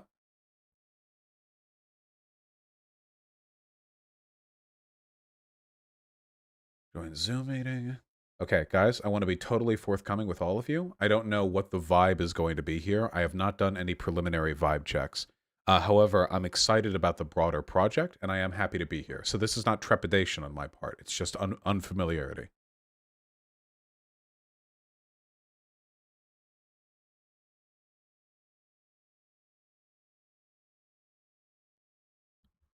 Everyone's here. Yay. Something went well. Okay. Yeah, Hello. my friend's watching us too here, see. Awesome, awesome. Bosch, can you hear us? I can hear you just fine. The TV there, Okay, cool. Hopefully volume's at a good level for everyone. Yeah. Sorry for the delay. Just to reiterate, we had recorded this space way in advance, but apparently they weren't ready for us when we arrived. So they've just been building the recorded space today as I was waiting. But other than that, we're all good to go. So I guess we can start with introductions. Hi, my name's Robert Kolchman, as you can see in the thing there. I am the representative of the project for the Museum of LGBTQ Culture and History. Put the Q in now. Yes, we put the Q in as of the other day, just for you, Don. Okay. So I guess we'll go down and let everyone do introductions. I guess we can start with Don Tuscan. You can say what you're here for and what you represent. Okay, then I'll change my background so you know what I represent there. Let's see how that works. There. Okay. Well, I'm Don Texan. I am currently in Port Alberni, British Columbia, Vancouver Island, the most beautiful province in Canada, British Columbia. I am the host and creator of a show called Queer View Mirror, which is a show about queer people, by queer people, for queer people, and our allies. It's aired on Shaw Cable TV in 10 or 12 areas so far, and we're just a few steps away from going national. And I ran into Robert, and it seems we have the same message and the same things to share, so I thought he would be a formidable ally in pursuing the Queer View Mirror mission, which is to showcase our diversity, authenticity, and creativity in the beautiful LGBTQ community. And thank you, Robert, for putting in the Q finally. Hey, thank you very much. Formerly, I know it was only LGBT. Yes, we had to get through all the logisticals, and some people were still on the fence about putting the Q, but when they named me director out of all the teams, I was able to just say, put the Q in. I guess next we'll go to Miss Monica Helms. Hello, my name is Monica Helms, as he just said, and I am the creator of the transgender pride flag, which you see behind me. I also have done many other things, including created the Transgender American Veterans Association with a friend of mine, Angela Brightfeather, and several other things, but I won't go into them now. But yes, hello, I'm very happy to be here, especially this wonderful project. Well, we're delighted to have you here. I guess next would be Marshall. Hi, my name is Marshall Shore, and I am the project manager for the Arizona LGBT plus history project. When people think of kind of that queer history, they typically think of New York, San Francisco, LA. And starting to kind of work on this project when a local bar was demolished, we realized that our history was quickly disappearing right before our eyes. And so really brought this project to fruition to help kind of look through a new lens and gather that history and discover our own history, which has been a very exciting project. Arizona is full of LGBTQ history. And so it's been kind of fun digging into that and finding more and more almost daily. I'm muted. I'm getting clout. Well, thank you very much for that introduction, Marshall. Just an added note, Marshall has recently been added as one of the council members or leadership members of the museum project. So he's going to be a little ahead of most of you as he helped me and some of the other council members with the questions we're going to be going over today. I guess would be the person enabled admin. I don't believe we've formally met before. Oh, Hi. Indeed, Millie. Come on, introduce yourself. Hi, my name is Millie Carter Bloodworth, and I am coined the transgender trailblazer. I moved to Arizona in 1973, right after my surgery, and my life began to blossom and change for the better. I am here because all of the things that you're talking about today, I am a retired special needs counselor. And yet I'm still doing the work today thinking, oh my God, this will never end. I am honored to be in your presence and continue the conversation. Let's continue to make a difference. Well, thank you very much. We're absolutely delighted to have you here. And that's a very important topic that we'll have to be adding into the museum as we go on. We haven't had much chance to talk about the overlap with the special needs community, though. I and some of the other administrators have worked heavily in that. I guess last but not least, certainly, would be Vosh. Hey there. Delighted to be here in the company of such an illustrious cast. My goodness. My credentials aren't as impressive as those of the people here. I'm a live streamer and a YouTuber, a progressive and a pansexual myself. I frequently speak on topics pertaining to the LGBTQ community. I'm delighted to be here. I've been familiar, or at least aware of, this project for some time, and I'm just very happy to have the opportunity to speak amongst you. All right. Well, now that introductions are out of the way, I guess for any audience currently listening, we can all go over the basis of the project. As formally stated, this is a museum project. So it's going to be located in Northern Virginia near the DC area, and it's going to take foot from its siblings, such as the African American Museum, the Holocaust Museum, and the Bible Museum. I'm sure everyone's familiar with the various Smithsonian and private museums. We've spent the last few years working on the design. As you can imagine, it's pretty complicated given there are currently 20 to 23 active flags in use, along with overlapping terms and terms that are no longer in use. Over the last 3 to 4 years, we figured out the best way to break it down, which would be breaking it into floors on gender and floors on sexuality, while still giving each flag their own hall, which is what we're calling the larger exhibit, since a hall for a flag will have multiple exhibits located in and of itself. This is kind of just introductions. So what we're going to be doing right now is this is our very first public talk. I was just going to go down with some questions that some people have given us and we've gone over just to get everyone's general thought. It's going to be more of a town hall style format, so everyone can give their answer, and then if there's a discussion, we can have the discussion, followed by the ending of the next question. The first few are pretty general, straightforward, so there probably won't be too much discussion to be had, but some of the later ones definitely are more complex and bring up some nuances, as we've experienced with Dawn and the reclamation of the word queer. So if that sounds good with everyone, I guess we can get started and go down the questions. Everyone good? Yes, very much so. Thank you. All right, cool. Well, so the first question is pretty straightforward, and I guess I'd like to hear everyone's take on what LGBTQ history is to them specifically. A lot of people have a different focus that they like to talk about mainly. I guess we can start with Marshall.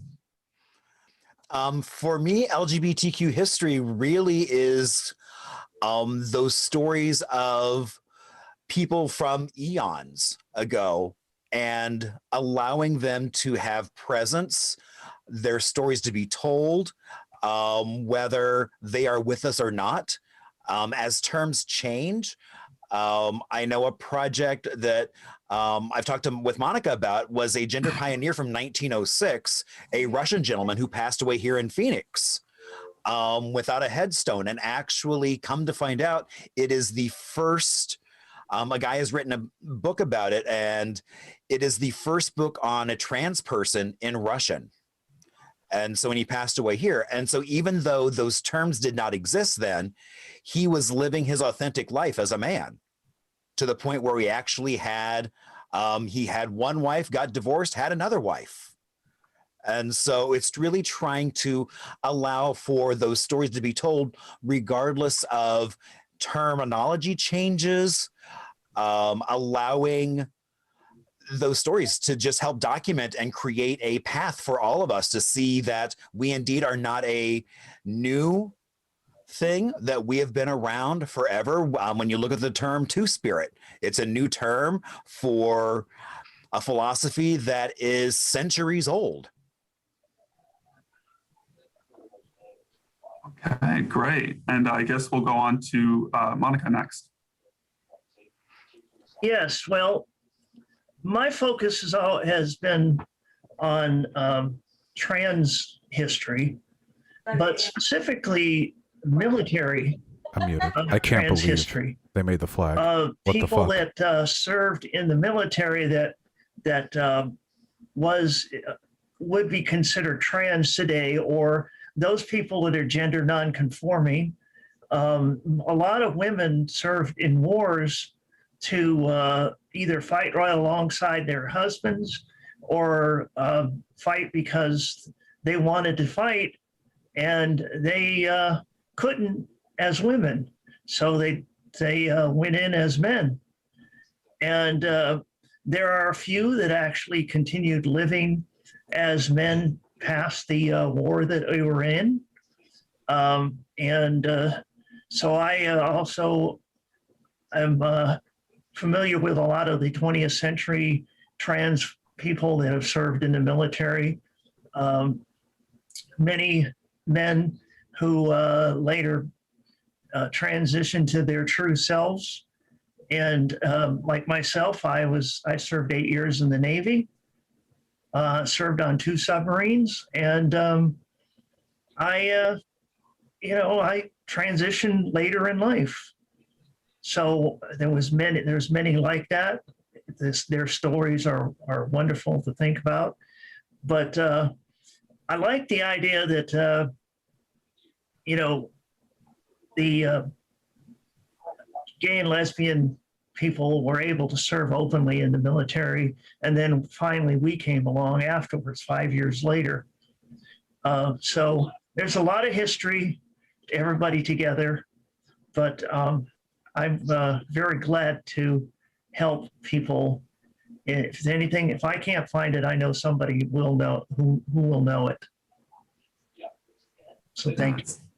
Definitely a great take, and already we're seeing multiple differences in the aspects as it's a massive community. I'm going to formally apologize because I'm really bad with names, so unless I hear a name twice, like I won't remember it. So Adnan, could you please repeat your name again for me, and I promise I'll remember it for the rest of the stream.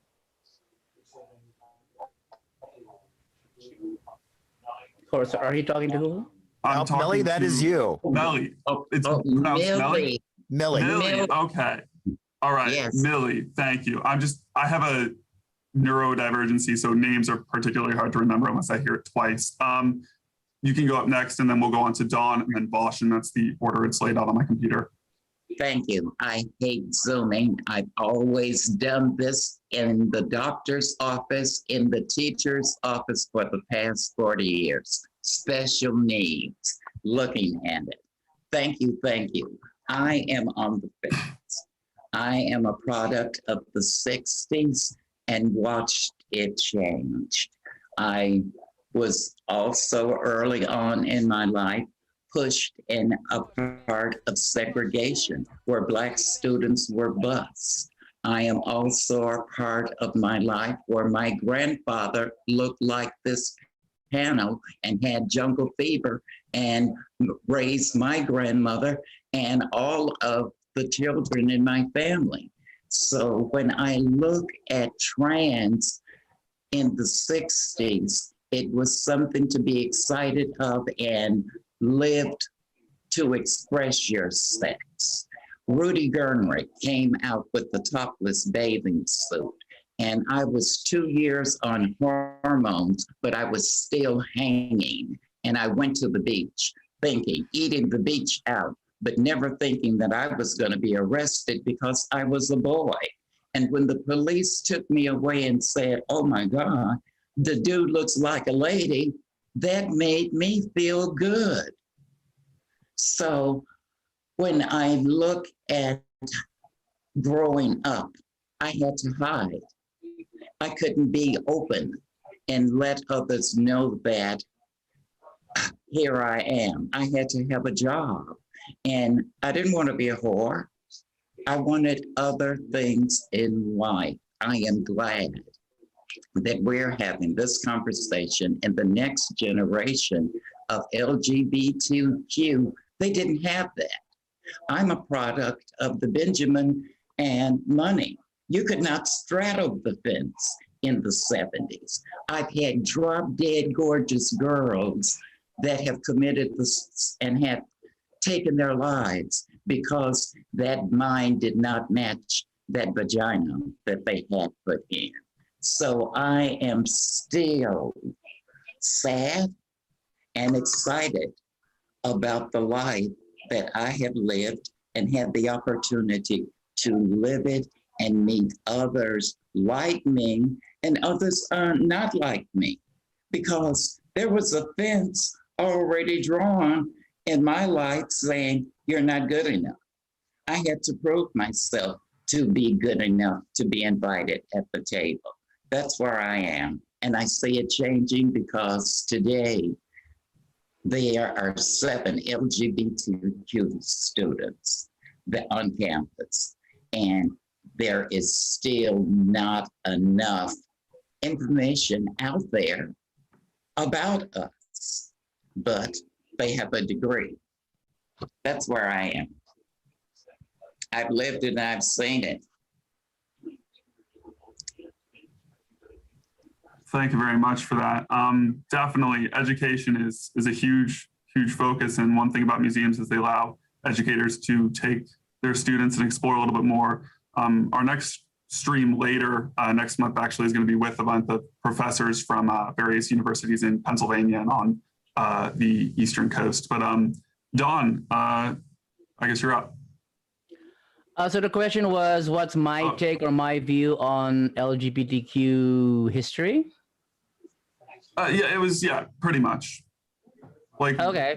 Well, what is it and its importance? Well, I'll be the first to admit I don't know much about LGBTQ history because I grew up in the Philippines and there's no such thing as, the whole all I know so far is the Stonewall thing, which was in 1960 something, 69, I think. I mean, correct me if I'm wrong. I grew up in the Philippines and there's no such thing as LGBTQ communities. There's only, gay people who are supposed to be hairdressers, fashion designers, or makeup artists. That's the way it is in the Philippines. And because of that, I came out very late. And so now I'm more or less coming in as a catch-up student. I have lots of time to make up for. So I'm just so glad I'm involved with you guys because I do need the education and I could really learn from the information and experiences that you have to share. So there's not much I can say about LGBTQ history per se because I'm just getting started on it. And I'm glad I am finally after coming out at the age of 51. So I am a late bloomer and a late person who came out. So, and I have a lot of catching up to do. That's where I'm coming from. That's definitely a good take because we're going to find so many people who are, have been experienced, who have not experienced everything. And plus, just with the different flags, everyone's going to be learning together from multiple different areas. But that's a later question. So I guess, Vosh, you're up. Yeah. Back a couple hundred years ago, the Catholic Church persecuted people who were left-handed.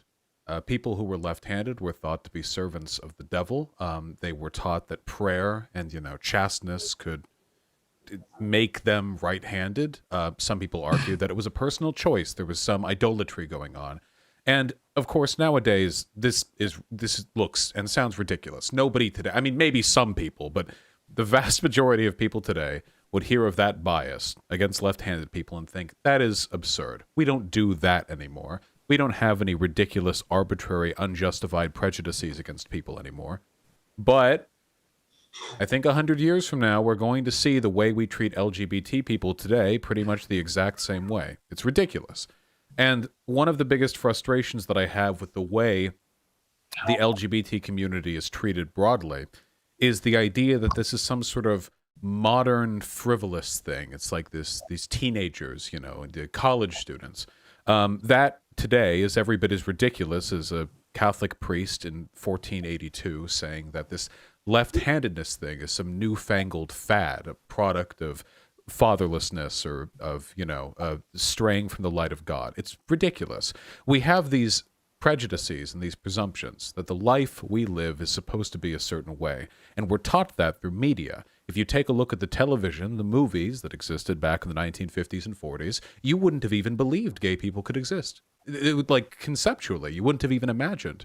The only time you would have heard of their existence would have been the seedy stories of some relative nobody talked about anymore. It was all kept in the back end, maybe whispers you'd hear of a friend who you lost contact with after high school. But in reality, they've always been there. Trans people have always been there. They've taken different names over time, certainly. We've always had different ways of describing these concepts, but the underlying idea is every bit as permanent and as natural as left-handedness, and our discrimination against it is every bit as arbitrary as the Catholic Church's was. So I just think that's dumb. And I think that we should probably work to mediate that. Because much in the same way that anyone now would look at, let's say we imagine some country where people still discriminate against the left-handed. Let's say, I don't know, Florida. They still do it there. I don't know. If we looked at that from an outside perspective, we would think that was ridiculous, medieval. But we do it today. So maybe we should adjust our standards of what we consider medieval. And I think that that's happening now. There are many young people, especially, who are much more progressive on these issues than I ever could have imagined just 10 years ago. But there's still plenty of work to be done. And that is what LGBTQ history and rights means to me, the work that's being done.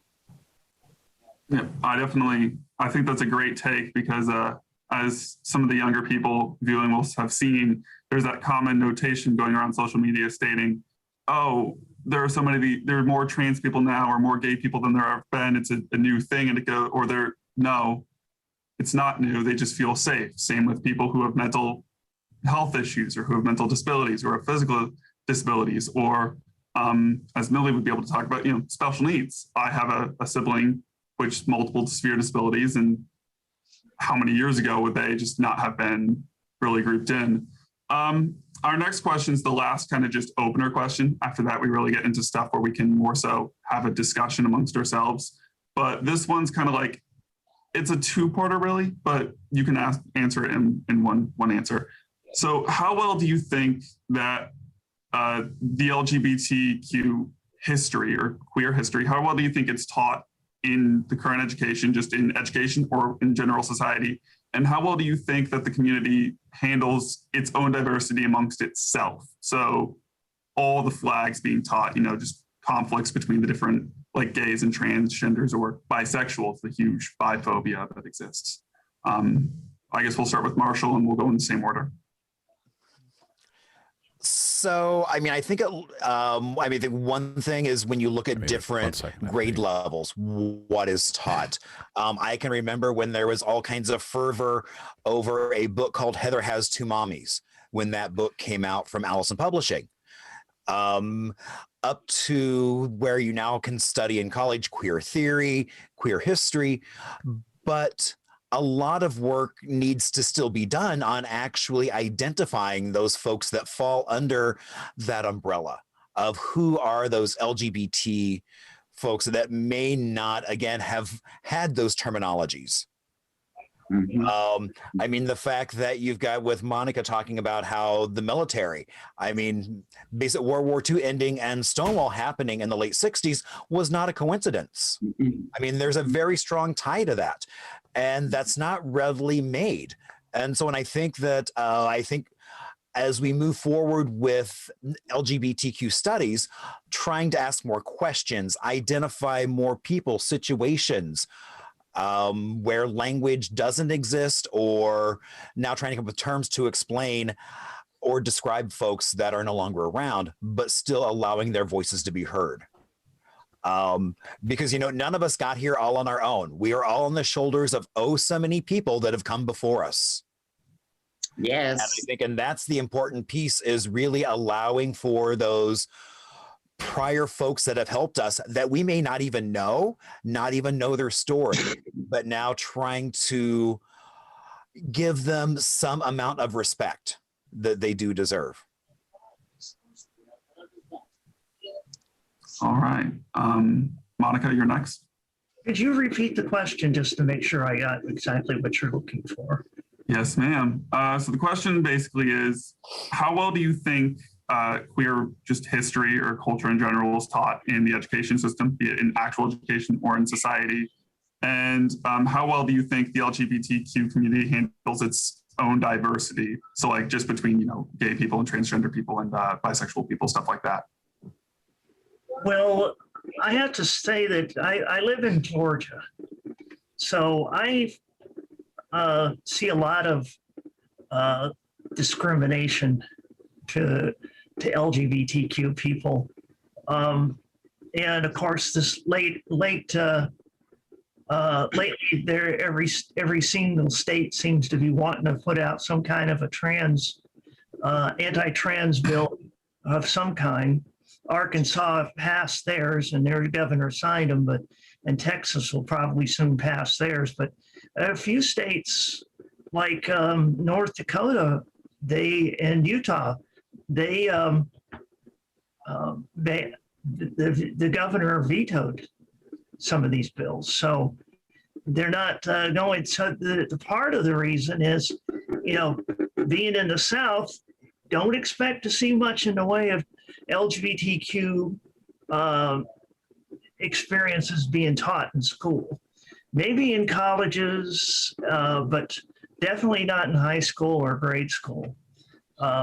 They around here feel that it's a terrible thing to be talking about gay people. You don't want to talk about gay people in Georgia. So, I had to put up with that. I left Arizona. Wasn't that much better. So glad that Marshall is there and Millie's there. She makes sure everybody's getting things taken care of. But I think that once this anti-trans youth trend seems to die, and it will die, and a lot of the laws will get overturned, and there'll be federal laws that will come in, and this is where our education begins. We're going to have a lot of people that are going to still want to hate us for whatever reason, because they think we're against the Bible, but they just don't seem to get it. So we have to fight in different levels. I know that didn't Arizona governor just vetoed an anti-trans bill? Yeah, I thought so. A lot of my friends were real happy there, and I could see you guys are happy about it too. But I think that we will be slowly getting more and more education in the future. And as far as the diversity amongst LGBTQ people, there's still a bit of anti-trans with some gay people. We see that, and then of course you got the TERFs that are trying to tell trans people shouldn't exist. But I heard that those of us in the South, we all started getting our whatever together at the same time. Whereas I understand that people like in New York, the gay people really took over, and it was harder for trans people to be involved, and they were left out for the longest time. So it's going to take time. I think that we have to, if we set an example on accepting other people within our communities. Here in Georgia, we have a lot of things against the trans women of color. They unfortunately are being murdered at a high rate still. So we have to work together. That's just the thing. And I'm glad to be here with you guys, plural. And thank you very much for including me. Hey, well, thank you for being here. And definitely, like you said, there is a little discrepancy, and we'll get past it, but hopefully we get past it a little bit quicker, especially with what happened to that poor 10-year-old, everyone yelling at them. But no, definitely. I guess, Millie? Yes, I am coming a different way. I grew up in the 60s, and it was the Jewel Box Review. The Jewel Box Review had beautiful drag queens and drag kings, and that set a preference for me. And being that I was a part of that, and yet not thinking of myself as being gay, because if you're a drag queen, the gay boys sort of push you away and say, oh, your neurosis is just too much, Millie. I can't understand. You want to be a woman. So transgender did not really catch on until RuPaul got out there and said, look at me. And now that RuPaul has made an impact and drag has been here since the beginning of time, it took that creativity and that zest in order to make drag queens a market. My brother was one of them, Miss Ebony. He came and we brought diversity to Arizona. And the reason is because my white grandfather had jungle fever. And he would tell his grandbabies, if I can love Donia and Solomon can love Sheba, that was a good match. And I took that to heart as a child because he had blue-green eyes and gray hair, and Sonia had nappy brown hair. So I looked at that and said, oh, here is heaven. That man went to bed every night with that woman. My biological father did not do that with my biological mommy. So I thought, oh, this is the way for me. If I'm going to find a partner, it will be a partner not of my color. Only because it's what a child learns. I was a product of that. This man brought prestige. He made us live in the big house. We was called the uppity N-word. He provided jobs and gave dignity to Blacks as maids and portlets on the Chicago, Illinois Central Railroad. So therefore, you know, I look at this and say, it's the human condition. We have issues. Some of them are good and some are not bad. And I deal with it. I am an old woman that have kissed the demons himself and not HIV free. And there's girlfriends that have done these things and they're gone. So I am blessed to have this conversation with all of you. Thank you for including me and being a part of this. And if there's anything more that I can do, Monica, I haven't seen you since we were at the state fair. And here we are. Oh, hopefully we'll be able to. Oh, thank you. Thank you very much. That actually, it means a lot. And hopefully we'll be able to get back to state fairs and actual events sooner. But in the meantime, I think, Dawn, you'll be able to bring probably a very interesting perspective to this question, given you didn't have much of the interaction. So it was probably a huge culture shock.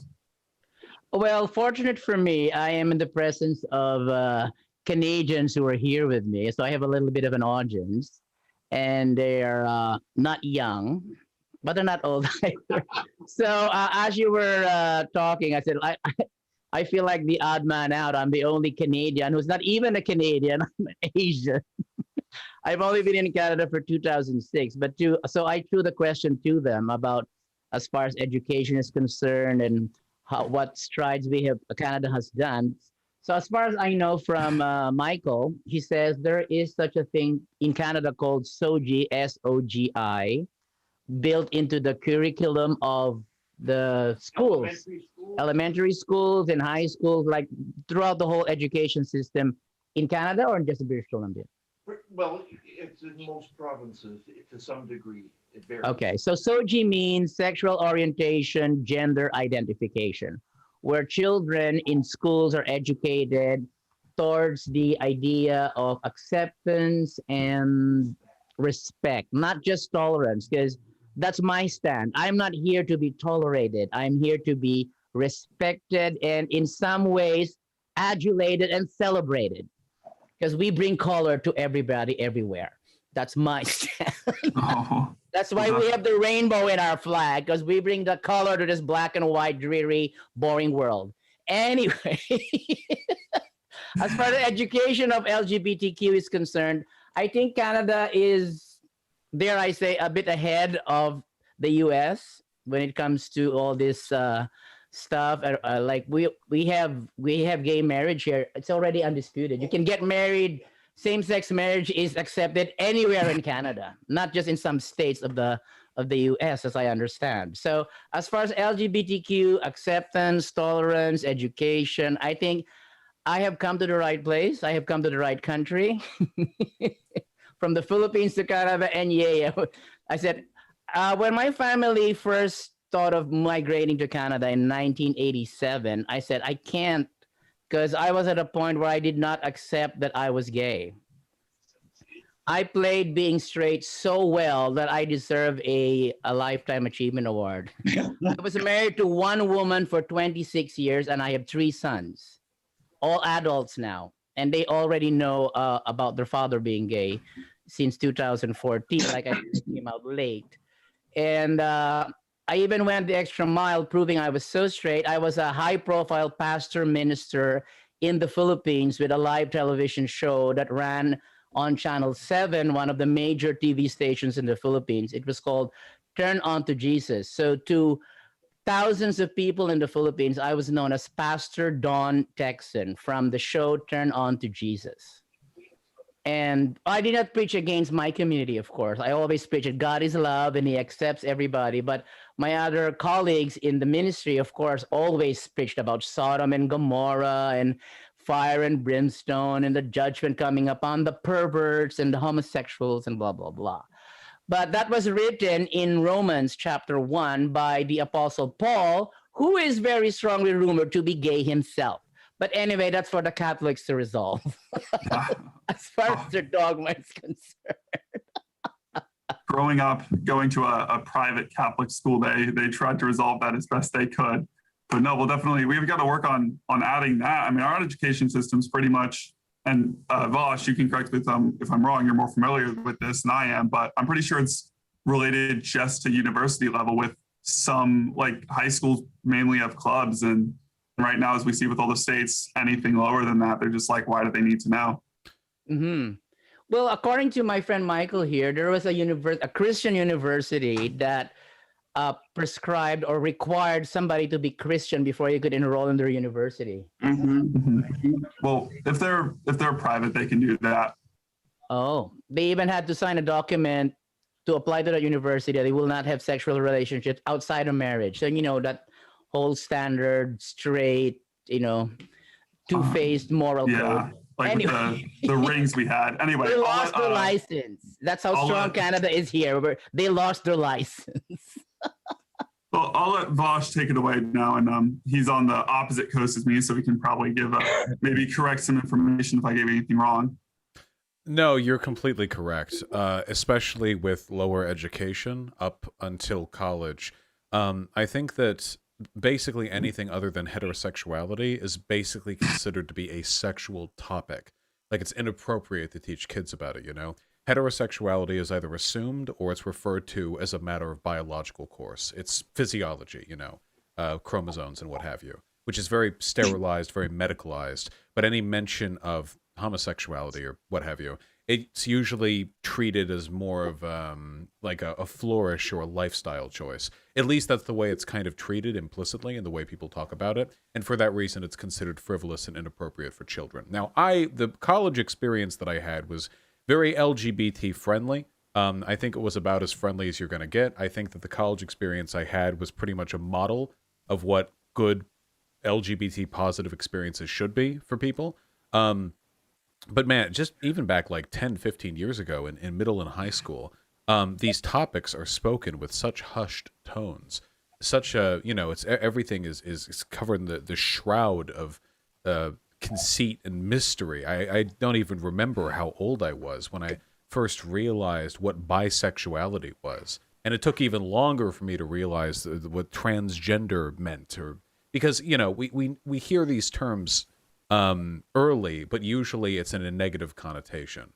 Like, here's a way a person can be deviant. The totality of the idea is usually not made evident. Sometimes people forever, sometimes they never know. At the very least until you're older. When it comes to the organization of the current sort of, I guess, queer pride movement, I think that things are looking very positively right now. There are efforts to divide the L's from the B's to the G's to the T's. There are attempts to separate people but they're usually done by conservatives. A very common conservative tactic is to say, well, okay, lesbians, gays, and bisexuals, I'm fine with you. Sure, great. But trans people, why are you hitching your movement to those types? But this is usually done disingenuously, because the people who make those arguments are also anti-gay, anti-lesbian. What they're trying to do is divide and conquer, and people are falling for it less and less than they ever have before. You know, Stonewall is a lesson in this, of course. Trans people were some of the first and most active agents for change in this country with regards to LGBTQ rights, and then they got thrown under the bus for about 40 years because the beneficiaries of those activities were predominantly gay and lesbian, well, predominantly white gay and lesbian people. And it was easier optically for them to sort of distance themselves from the consequences of their own actions. But we're getting better about this. Right now, there are Black Lives Matter rallies where people are throwing around that flag. You know the one. It has the trans colors. It's got everything. It's the everything flag. You know what I mean? The bi-POC trans positive flag. And I think the popularity of that flag, even though, and I admit to my bias here, I think it's a bit busy design-wise. The popularity of that flag is really heartening to me because I think we're finally converging on what should be what we began with, the ultimate intersectional approach.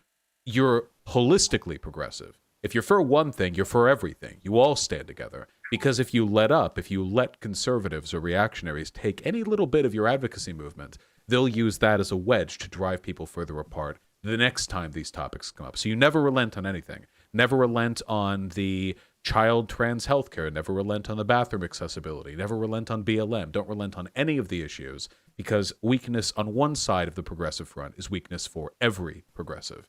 You just keep pushing forward. And so far, we're winning.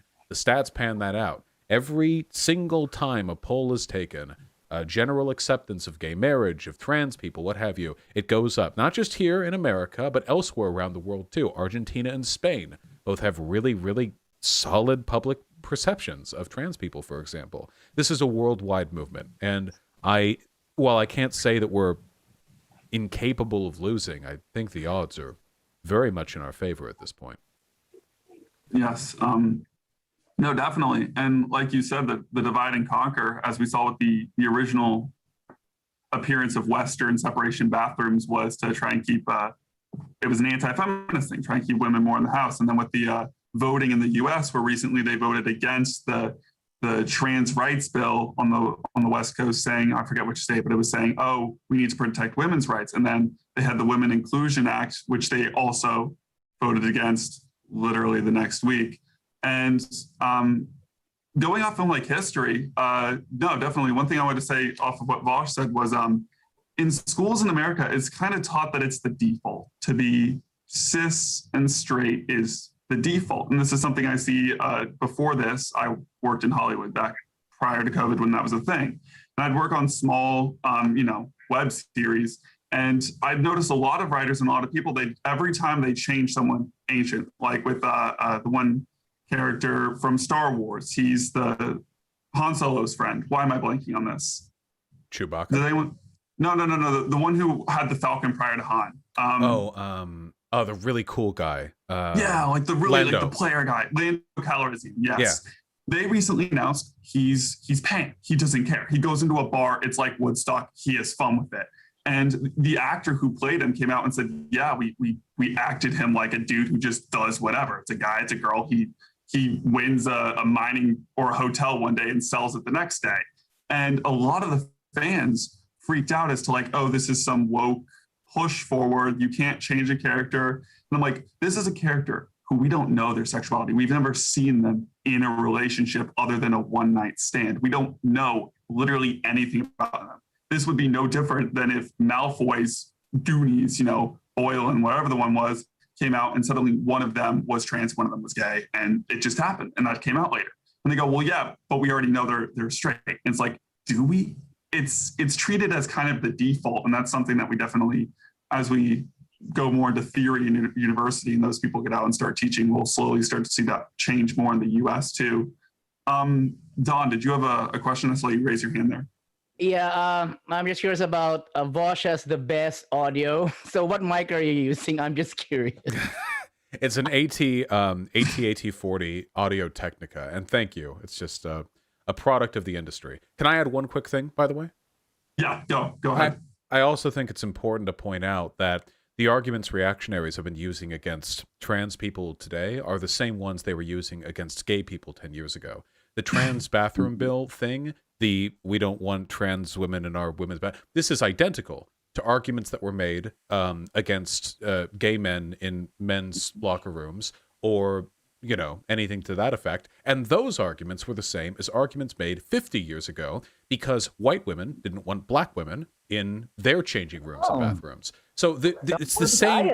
Many forms, many areas, right? Yeah, it's the same. We just keep fighting against the exact same argument over and over. But they're running out of excuses, really. The advent of the internet, modern technology, people are getting more and more familiar with these arguments. We aren't as susceptible to the generational cycle as we were before. We can familiarize ourselves with history much easier. So it's a losing bid. I mean, they're running out of gas.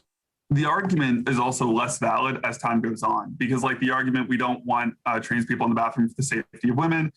No guy is going to go on 2 years of this, hormone or this societal changing or this public changing just to go in and be pervy. If he's going to do it, he's going to break the law and do it anyway, because either way it's illegal. Like with gay people, you'd have to make the argument that gay people don't find you attractive because you're just afraid. You don't want gay people doing to you what you do to women, and gay people don't find you attractive in the first place. And like as it goes on and it gets into these more nuanced territory, from same-sex people of different race to people of different orientation to trans people, it becomes harder and harder to hold that same argument. But the next one, it's going to be like 20, 30 years from now, it's going to be like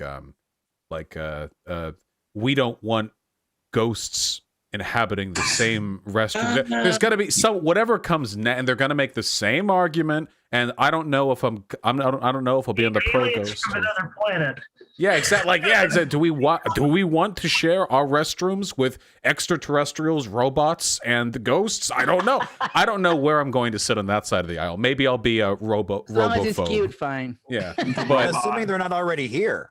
Oh, and robots take over. By the way, Lando's girlfriend was a robot. That looks like I'm already behind the times then. Yeah, no, because they updated it. They had him have that relation, that unconfirmed relation with the robot that became literally the Falcon, because they uploaded the AI. Oh, what's the robot? Behind the robot was what? Bi or pan? We don't know. All we know is it had a female voice. No, the next binary. I think I'm going to mix two questions here, because this one's just kind of, with the way our conversations are going, it works a little bit closer. This was something that Marshall was definitely concerned about a little bit. And given that we have so many people here from just different generationals and different stories in history, how do you think that the museum or education in general can bridge the generation gap between the community? And do you see any problems with intersectionality in the community, be it from age, experience, or anything? I guess we'll start with Marshall again. I think when you look at our history, you do have, and kind of, I think by some people's view, it's kind of a negative thing, is the fact that we lost at least 1-2 generations of LGBTQ folks to HIV/AIDS.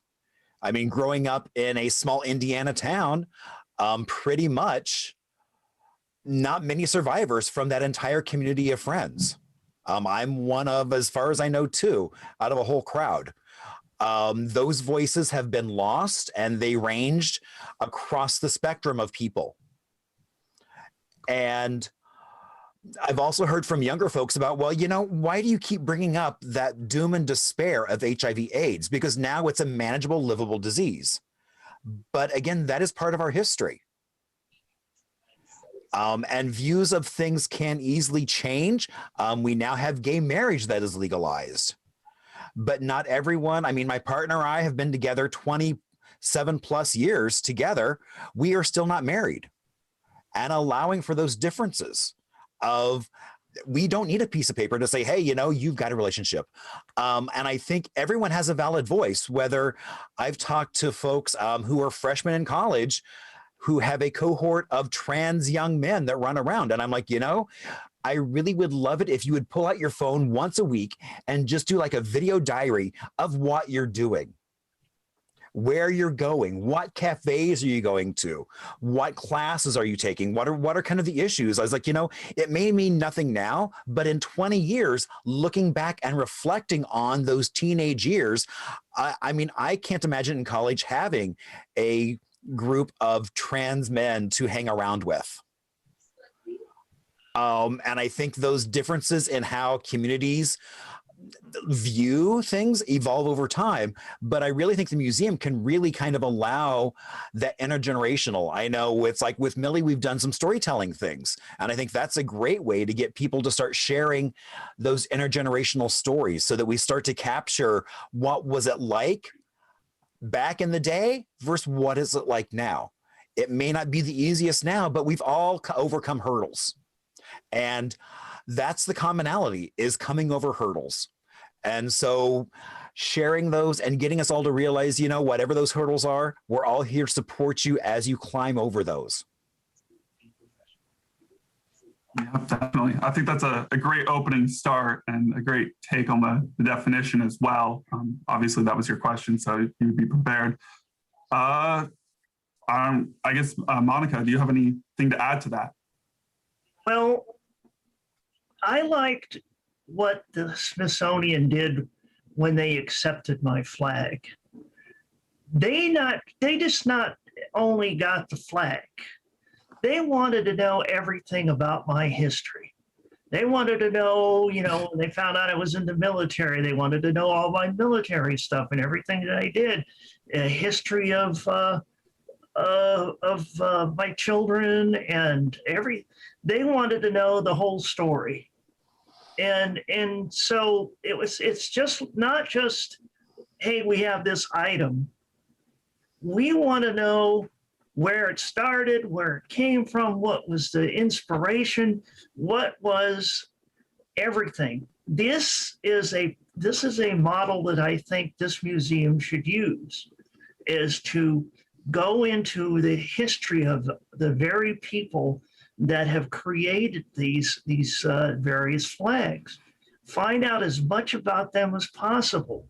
Where did they go to school? Where did they, you know, did they get married? Do they have kids? Did they serve in the military? Whatever, you know, and I liked the fact that if they ever put it on display, because they don't have an LGBTQ wing yet, but if they ever put it on display, they're going to have other things in my life that are going to be on display with it, including several things from my submarine days. So I think that if we're going to get the flag, I would hope that we can get as much other information and paraphernalia, if you want to call it, items from that very person who created it. So that way we're adding to the story. We're giving a lot of story to this very item. It's not just the bi flag. It's the bisexual flag created by Michael Page in 1998, and Michael was part of the BiNet USA, and these are various things that I know about just him. And I'm sure that we can, you know, if we know who made these various flags, who's the original creator, then we need to know those stories, which adds to the color of our community. It adds to, wow, this person did this. This person realized that they were pansexual, and so they decided to do this. You know, this was their inspiration. So I want to know as much about the person behind the flag as I want to know about the flag itself. I'm just going to hold you right there for a second, because Dom was letting us know in chat that he has to go take care of something else. So I just wanted to say goodbye to Don, and thank you for being on and coming on the show and being a part of this. Bye, Don. Maybe we could talk later, Don. Okay. Yes. We'll catch up. Okay. All right. And then just, I wanted to cut in there for a second, Monica, and just say something. So earlier, Monica had mentioned to me the importance of intersectionality and just in flags themselves within their communities, as multiple people have made variants of the transgender flags. Hers was just the one that took off. With polyamorous, most people use the polysexual flag, which if I remember correctly, I think it's pink, green, and there's one other color. But there is a polysexual, sexuality. Polyamory, there's a flag for that too, which was blue, red, and black and had a yellow pie symbol. Everyone hated it. It looks terrible. It just looked like a conservative LARPing, like USSR type thing. And they tried to remake it, and 7 people remade it. And ultimately they just said, the best one was the first one. We're going to go back to that. And as a result, most people popularly use the pink, green, and it was the other color. It's either yellow or blue. There are too many flags for me to remember off the top of my head. I'm sorry, guys. But that's definitely something important is you got to look at each flag, because this example is really well done with the polyamory flag, where each flag tells a different story as to why it was made that way. Monica and I had a long discussion on just some of the different trans flags and how each one tells a story. There's reasoning behind the design, why they designed it like that. And I think that kind of story will add a lot of information that people will want to see. You just don't go to a museum and see, oh, there's the skull of Lucy, the first human. But you get the story about them finding Lucy and why she was named Lucy. The song Lucy in the Sky with Diamonds was played when they discovered it. So that's why she was named Lucy. So, the Smithsonian was real good at getting as much as they could on my original flag and me. And I think that this is a goal that we should go for on this museum. Right. These flags don't just exist. They exist because people wanted them to exist. They had a dream. They had decided this was what it is. And so we want to hear from them as much as we can. And just to clarify for Vosh, I remember this a second ago. You said earlier about the newer Pride flag. It's been, there were 5 iterations. There was the first one, which had 8 stripes, was it? Or 6 stripes? Yep. And then they took away one of them, and then they took away all 2. And then you have the standard one everyone's familiar with. Then Philadelphia made the Philadelphia flag, which had a black and a brown stripe to represent, Stonewall and a lot of history. And then after that, we got what was called the progressive Pride flag. And that's the flag Vosh is referring to, that has the triangle on the side and has the black and the brown stripe. And then it has inside the triangle is the trans flag. And then outside that is just the generic rainbow modern use flag. Yeah, but, I think that I think eventually we're just going to have to print a color wheel on the flag to really encompass everything we can. It's silly. It is silly that like everything's getting thrown in there, but it's amazing too, Yeah. Because it used to be these groups and political pressures were so isolated. They may have individually believed in the basic tenets of intersectionality, getting along together, recognizing our shared privileges and prejudices, but it's really hard to actually act on that. The internet's made it a lot easier.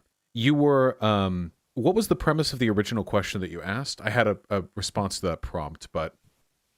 Well, the original premise was, how do you think that the museum and just education in general can work to help bridge the generational gap? We all come from different generations with different experiences. And what problems from that do you see with intersectionality, like having different terms where queer for one group, I'm sure someone here was at a time when queer was a hard slur, right? And now we've kind of reclaimed it as that umbrella term. So just intersectionality. Yeah, so the internet has made this so much easier, the intergenerational activism, because it used to be before people were largely constrained to social circles and activist circles that reflected their age. Because by the time a new generation of, I don't know, college activists came out, they had their own names for everything, their own terms, their own magazines, literature, heroes, idols, and battles. And for that reason, there was a lot of friction, I think. There still is, to an extent. The queer thing, I think, is a very good example of that. I have never in my life heard queer used as an insult outside of the movies my father would sometimes watch. Beyond that, I have only ever heard it used as a positive. Only LGBT people referring to themselves or to other LGBT people in a positive sense. But I've seen the movies of my dad, and I know that back in his generation, or a generation before that, people would have had very different experiences. And if a gay kid growing up in the 50s, you know, doesn't like hearing the word queer because it was used against them back then, I can't really blame them for being sensitive about it.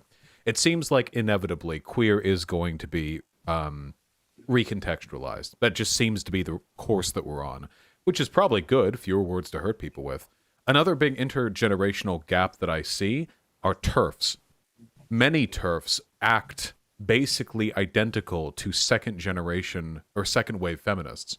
They use the same language, they idealize the same writers, but they've twisted the literature and the language into some sort of essentialist critique of men that they then transpose against trans women.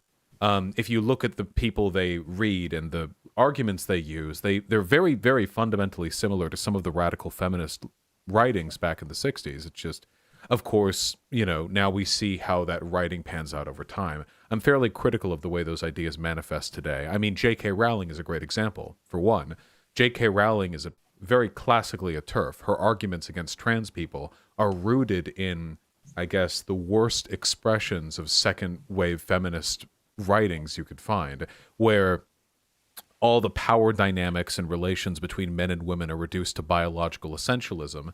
That is, of course, maintained in the environment with trans people. And trans men are lost lesbians and trans women are predators. And it's all really horrible stuff. But a lot of it is just, that was the theory of the 60s. Today it's 2021. It's been 2 to 3 human generations. It's entirely possible for us to update our writings on this. And the fact that nowadays people of any generation can communicate with one another, I think it makes it a lot easier to do that. At the end of the day, bigotry is derived almost entirely from fear of the unknown. It's really easy to dislike or fear or be disgusted by trans people when you've never met or talked to one. Nowadays, more people, I saw stats on this. I think that nowadays for Generation Z, so people who are 24 or younger, I think, more than half of them have at some point in their lives been friends with a person who is LGBT. I think it was as high as maybe mid-60s%. That number is more than 4 times the number for the baby boomer generation. That's just incredible work done. It's very difficult to maintain bigotry in that environment. I definitely think J.K. Rowling is an interesting example of doing good while personally doing bad, because those books around the time, like you yourself have said, you've not read those books, you don't like those books, but things like that. Wait, Harry Potter or the second wave feminist books?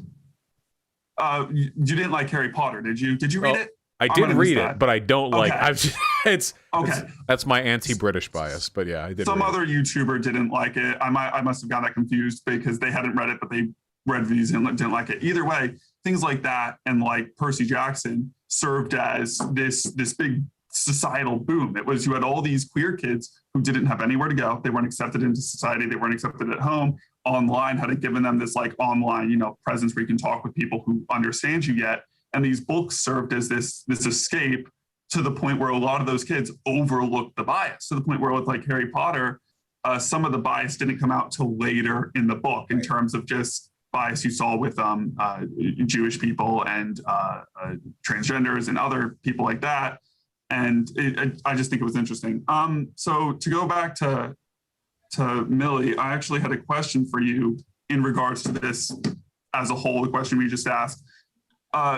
Like Marshall had said, you haven't been married, right, Marshall? You don't. Correct. Do you intend to? I have not been married, even though Paul and I have been together 27 years. So there's like this point in the community where, yes, we want to push for equality all across the board. There are some people who don't care.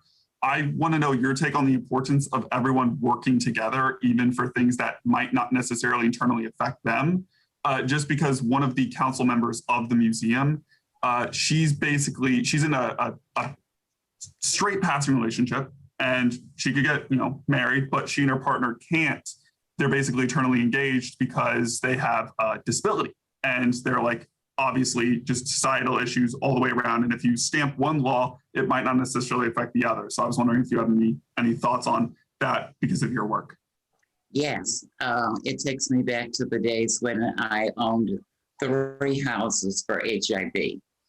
And I didn't understand why the state could come in and close me when one of them were already contracted by the city of Phoenix, all of my paperwork, but my fingerprints came back transgendered with a name, but the same social security number. And trans was not discussed in the 70s or 80s. So I believe that I was an scapegoat and my business was forced to close. And a number of the HIV clients that I had to be sent to different homes, and they were not comfortable with. However, I decided that I would become a transgendered advocate. I married my husband. We will be celebrating this April 36 years of marriage. I married him because I was wounded. Now, would I have married my husband today? Had that not? No, I married him to validate me. That way, I went into the school system. And once I went into the school system, I advocated post-op trans. I was free. I worked for Phoenix Access when I first got to Phoenix. That's where I put the doctors together for HIV. That's where I got the idea for opening my home and having Phoenix's first heterosexual that was given contaminated blood when gay men were dying. My brother was an entertainer and also a nurse at Phoenix Baptist Hospital. We had contact with Dr. Cunningham and Dr. Fisher, who are contracted doctors today. So my history not only outed me, it gave me the strength to be my woman and go into the Madison School District and be the first transgendered African-American woman and retire there 20 years later. That's my history. And I'm proud of that because it has opened many doors for a number of girls that did not have the opportunity or the chance. I was given that opportunity and I took the chance, and there's no regrets because there's good things that happen and there are bad things that happen. Sure, my business was closed. I sold those businesses to undocumented Hispanic families, and one of the families called me last year and said, "Are you the Miss Bloodworth that bought me my first Nike shoes?" And I said, "Daisy Stay?" She said, "Yes, I'm going to run in the 2021 Olympics. You're a part of that." That's a blessing. So I have made a difference in many children's lives and never been a mommy, but I have rocked many babies. And that's what I hope my tombstone will say. She was never a mother. Oh, but the baby she's rocked. So I'm proud of that.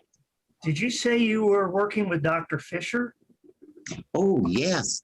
I started with Dr. Fisher. He was the doctor that started my transition. Yes, of course. He was the only one at that time. There were many doctors, but they were not contracted during the access days. And there was so much fraud going on at that time. Mercy Care is the only that is still going today, and I left Mercy Care to open Buffalo House, and they're still going today. So I look at that and say to my history, I hope you get my history right, because I won't be able, but I'll send a boat down if you don't get it right. Boom, boom, boom. Marshall will get it right for you. Yeah, definitely. Well, we have for each hall specifically, I know we only have so many leadership teams, but for each hall, we're going to try and get as many like people who can look over it and just make sure everything's absolutely good. But that reminds me, I'm sure since Vosh and I went to university around similar times, you've probably remember this as well if you took any of these classes, but like movies like Paris is Burning around that time when they used to have the group homes. So you're kind of like that, the leader of those homes. Old school. Yes, I'm old school. All right. Well, unless anyone else has anything to say on the theory topics, we're going to move into our last few questions, which are all actual physical museum location or like about the museum based. So if everyone's good to go, we'll move on to those last ones and finish up here. Absolutely. Oh, you know, I took architecture classes in high school. I assume that I'll have the opportunity to have input on its actual design, physically build it, you know? Given as you were the one who pushed me into all this, I would hope so. That is actually true. But beforehand, I used to be a generic, like, go with the motion, do whatever would work. You know, I was on ROTC track. I grew up in an old style house in Fairfax, basically the capital of the Hunger Games. And, you know, I was just put into the Fox News was the default on our cable box up until I went to university. And then my friend introduced me to Vosh, and he's just like, hey, you're good at talking to people. You should try and actually learn how all this stuff works. And then I got removed from ROTC due to Trump rules. And I was continuing to watching Vosh more and more. And I was talking with some friends who were just like, you know, trying to figure themselves out. Some of them were eggs, some of them were hatchlings, and they weren't quite sure, and they were learning stuff. And I was taking classes and talking with professors, and we went to the Pennsylvania Capitol, and we talked with some more people, and one thing led to another and formed. And then they decided that for some reason they wanted me to speak. I don't know why, but so far it's going well. But the next main question for this has to do with the halls. So as I said before, all the flags will be broken up into various halls. For the most part, some of them will be inside different ones, like, you know, the lesbian hall, we'll talk about labia lesbian and lipstick lesbian and bush lesbian and things like that. The trans hall will have all the different trans flags. And this might have been Millie. Marshall never actually mentioned the name, but someone recently designed a new flag. So I guess we're up to 23 now, but this is another ally flag. So this is our next question. It was a trans ally flag. Because we had the main ally flag, which there was some issue with the community with, because it looks rarely similar to the hate group, the straight flag, because they're both black and white, but it's like what you're going to do. That was made after the ally flag was made. So the question is, does anyone have any concerns with how we handle ally representation? Because the museum, first and foremost, is education to the community. It's to people who want to learn more about the history, like Dawn, if he was still here, hatchlings at any age, eggs who are still finding themselves. But we also want to have this education to allies. You know, you go to the museum and your friend takes you, and they don't know anything and they're still learning, or your parent, they're more leaning towards that Gamergate hole, but they're interested, they want to learn, they want to care for their kid. So right now, what the council has kind of agreed on is having an actual hall specifically for allyship. We think this would be the best way to get about going things, because you have each hall, which would cover that hall in particular, and then sort of on the ground sub-level floor, you'd have areas like libraries and hope centers. One initiative I've been working on with some universities around my area is these things called closets, which are basically people donate clothes, and trans people or non-binary people or genderqueer people can try on different outfits and jewelries. You know, all the wonderful experience of an in-person mall, but with the safety of online shopping. So there will be that lower section of the museum. Allies can walk through and they can go directly to the ally hall. And I thought that was the safest way. There'll still be overlapping mention. Obviously, you're going to have like overlapping talks of different terms in each hall, but a lot of people felt conflicted. Like, why are you giving allies this representation? Because some people don't even think they deserve a flag. And I just want everyone's general thought on that. So I guess we can start with Marshall and move on to Monica, and then Millie, and then Vosh. Yeah, so I mean, I think when you look at flags, Kendra Tonin basically recently created the trans ally flag because her wife was like, I'm not trans, but I do want to fly a flag to support my wife and the community that surrounds me. And so that was the reason why she went about creating the trans flag. I think when you look at Arizona, we also had Native P flag, which was the only P flag chapter that really focused on those indigenous communities.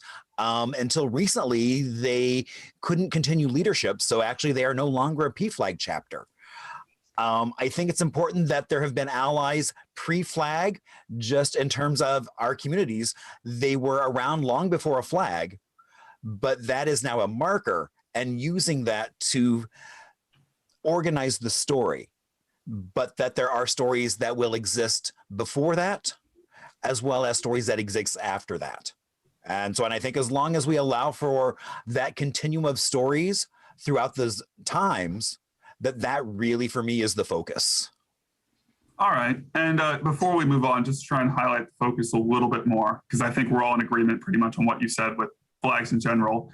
Moving towards the topic of just allies, a lot of people are conflicted on whether or not they deserve that level of representation as a marker. I personally, and many of the council personally, think that they deserve that marker because it marks a stronger unification. It marks a stronger time, because before it was just, we wanted to be accepted as the norm. We want to be more norm. And once one group's accepted, they kind of leave the other ones behind. This group's accepted. And as we saw with Stonewall. So I think having the marker of an ally flag and people who are willing to take up the ally flag overall and can learn the history and learn what it means to be a good ally, because we've all seen those cringy allies. Vosh has talked about them, and we've all experienced them. But I just wanted to get your talk on how we is it appropriate to represent them, and how much representation do you think they deserve? Do you think giving the hall where we can specifically talk and try and keep, because it would be segregating in a little bit too, because some people who may not be comfortable going over into all the museums, or if you're going there and you're a hatchling and you're trans and you're willing to go to the closet and try on clothes and try being yourself, it would be a little bit level of, you can stay away from the ally hall while allies are talked everywhere else. So yeah, Monica, do you have any? Yes, I do believe that we should give allies pretty much a hall for them. We need a place where everything is the basic terminologies, the basic, what you go in and it says, what is transgender? And what is the term transsexual? What is cross-dresser? What is, these are things that many people who are our allies don't know. And so this would be a hall where it would be educational, terminology, various books that are possibly available, with keep it, the old saying, KISS, keep it simple, whatever the other S you want to put on there. And that's what that should be a simple place. There'll be a lot of allies who are going to need that simplicity. But there's not going to be a lot of allies. There might be a bunch of allies that won't need that simplicity. They'll be able to go to the trans room because they have a trans child, and they pretty much done a lot of education themselves. But there's going to be a lot of people in general that are going to be curious on, what is this museum? Maybe we should stop and take a look. Hey, Martha, let's take a look at what's in this LGBTQ flag museum. Maybe we can see stuff. We want to make it so simple in some ways that people like that will be educated without them knowing it, actually, educated without them knowing it. Right. There's ways of doing things, like you don't have to put a little thing that says, this is a transgender person. You don't want to have them do a lot of reading. Quick and dirty. Make it simple. Keep it right. simple. And just a reminder to anyone viewing and on wherever you're watching this, that is going to cause some words that might not have been reclaimed to be used in pure historical context. Like you have transsexual, transgender, transvestite. They all mean something on a fundamentalist term, and that's something people are going to learn. Like one term means trans, my gender is transition. This is what I'm identifying as. Another was just a medical or a broader term for saying post-operation, as if I've had some form, either hormones or I've had full surgery. Like there was different terms for all of those. And because some of them were used as slurs, everyone migrated to using only one term. And so we're going to see some of those terms in the museum just to prep everyone for that concept, as we've already saw with using the word queer. Well, also screens with a little video going on. Mm-hmm. I'm big in video. I do lots of video work. I had all the cameras and everything. I could do whatever you want. I'll put it together. You tell me, okay, here's the script. Put this together, Monica. And then I'll put it together and you can run it on your screen, something simple, animation or those, whatever, the interactive button things. But yeah, we're going to just, for the sake of time, because we have two more questions, we're going to move on. Millie and then Vosh. Okay. Well, for me, I was called sex change because the doctors told me you cannot straddle the fence. I've known girlfriends that can pass the physical, but it did not. The brain and that new vagina did not match, and they went to the dark side. So I've seen several sadnesses in my life due to transgender and sex change. I preferred, since I was outed, sex change, because when I worked at Saks Fifth Avenue and I was outed, they forced me to go in and take a physical. And I passed the physical. So, yet they still stated transgendered. And I believe until we have a true name for sex and what it entails, because there's a variety in everybody, and some of us like to have gourmet and play with this, that, and the other. And it all deals under sex. When I was a teenager, I read the Kinsey report. I'm okay, you're okay, because I was called crazy.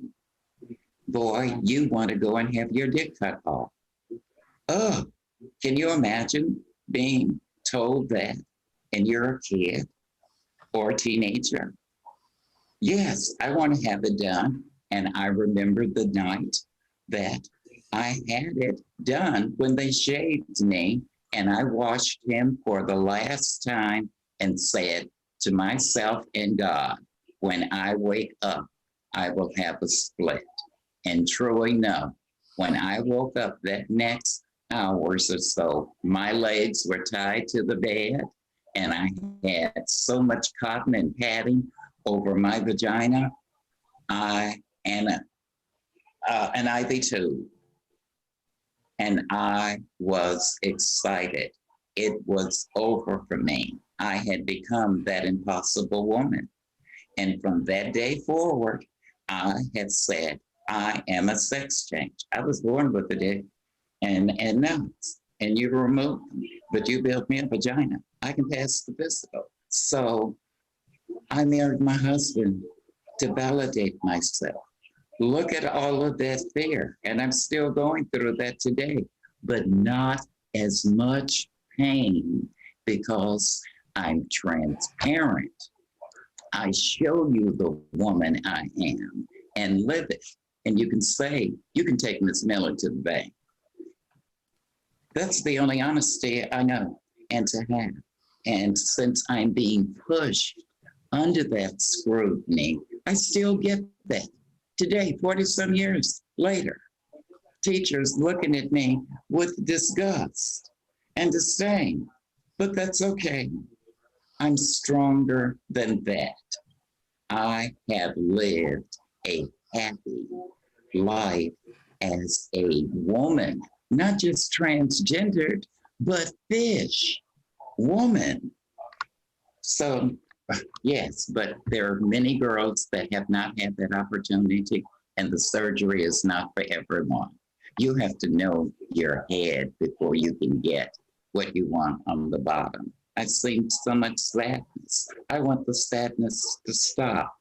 Thank you for having this and giving me a chance to talk about my history and what it looked like for me. Because back in those days, when you look at it, I was the prototype. They don't even do the same surgery today that they did on me. So, you know, my history and my woman would be considered prehistoric compared to today. But I'm blessed because I have lived it. Thank you so much, and God bless you all. That's definitely, I like that ending part there, just about the differences and as we develop. And that's something I've talked with some people, and Vosh and I might clash on this a little bit because I identify as bisexual, he identifies as pansexual. To us, we basically have the same definition, but those terms on their boiled down self mean two different things. Bisexual still exists on the binary, pansexual doesn't. And that's a conflict that you see all the time amongst the community, where you have, what was it called? It was the orange and black with the SS. It was super gay or super straight or something that came out. No. Yeah. That whole mess, we don't deal with that. But those are terms we're gonna have to use because everyone develops in different areas. As we talked with the Philippines that haven't developed or developed. I've heard some professors talk to me about how pansexual developed, and at the time bisexual should have gone out of practice, but because they didn't have some of the flags in the area where a lot of the prominent bisexual activism was, they didn't develop into the pansexual. And once those other flags and those other activists of transgender or non-binary started going to those areas, the bisexual activists just roped it into their term, and now you have these two terms coexisting. I see Vosh scribbling down a lot there. I know you have a great idea, so we're going to go to you next with this question. And unless you say what I think you're going to say, I do have a special question that I wrote for you specifically based on what she said. Well, one of the things I was going to say is that I'm afraid I'm actually going to have to depart soon, so this might be my final contribution in this block.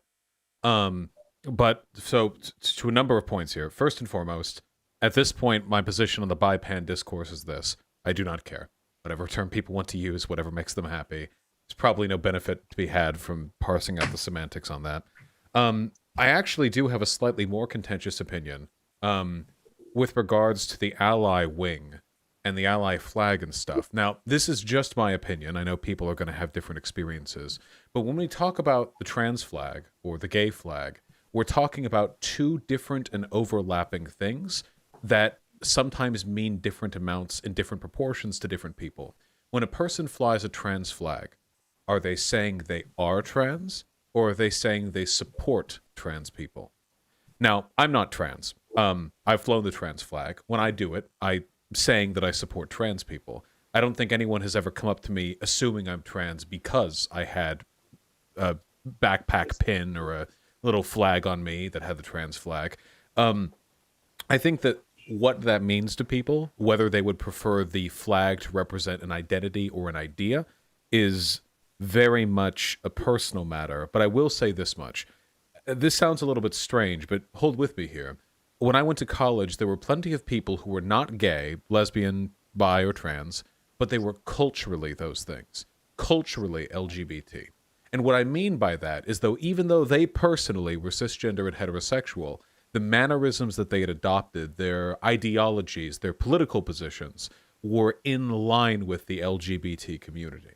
And you would have to ask. I mean, you could look at them, and you maybe a presumptuous person could look and say, oh, you must be gay. Well, no, actually, they just got along really well with gay people. And one of the reasons why I really liked that was because it broke heterosexuality and cisnormativity as the defaults. Now that wasn't the default. In these communities, you have no idea. If you go to a college party in the right part of the world, you have no idea at all what the people there identify. It's completely alien to you. You can go to a frat party in Georgia, and you can know. I mean, you can know the signifiers are there from people's behavior, the language they use. You feel these people are mostly straight. These people are mostly cisgender, maybe entirely so.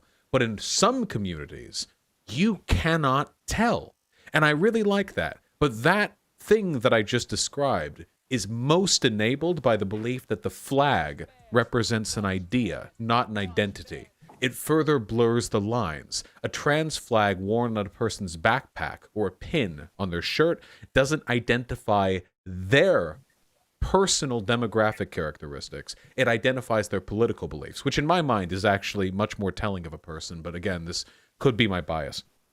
I think that an ally wing in the museum is a fantastic idea because whether we like it or not, you know, plenty of good progressive work has been and must be enabled by people who are not a part of the communities that they are explicitly fighting for. No one man is an island, etc., of course. I like the idea of an ally wing. Allyship flags, I don't necessarily have an issue with those either. I think they can be nice.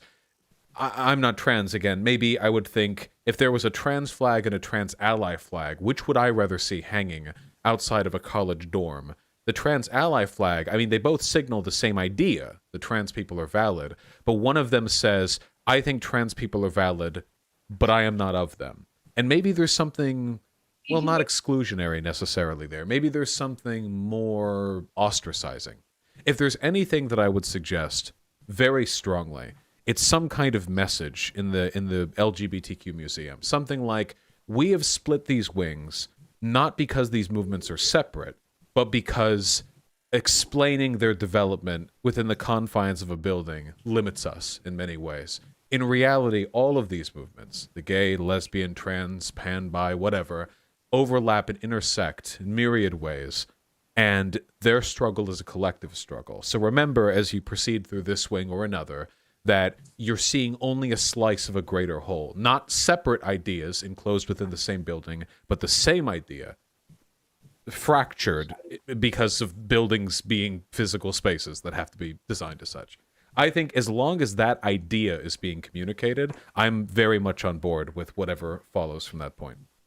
Well, I think we can skip the last question then, because the last question pretty much was, there were some people saying, oh, future of museums is online, you should move to an online stuff. And I was going to just get everyone's take, but you and Monica pretty much have described the entire internals of the museum and everything. One of the designs was on the entrance. The first internal of the museum next to like your help desk would be on one side that says this is what's going on in the world, and the other side which says this is what's going on in that area, and then the explanation in the hall going in.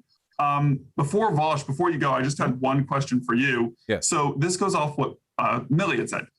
This is something you've talked about a lot, and this is something I personally believe might be a future progression: gender abolitionism.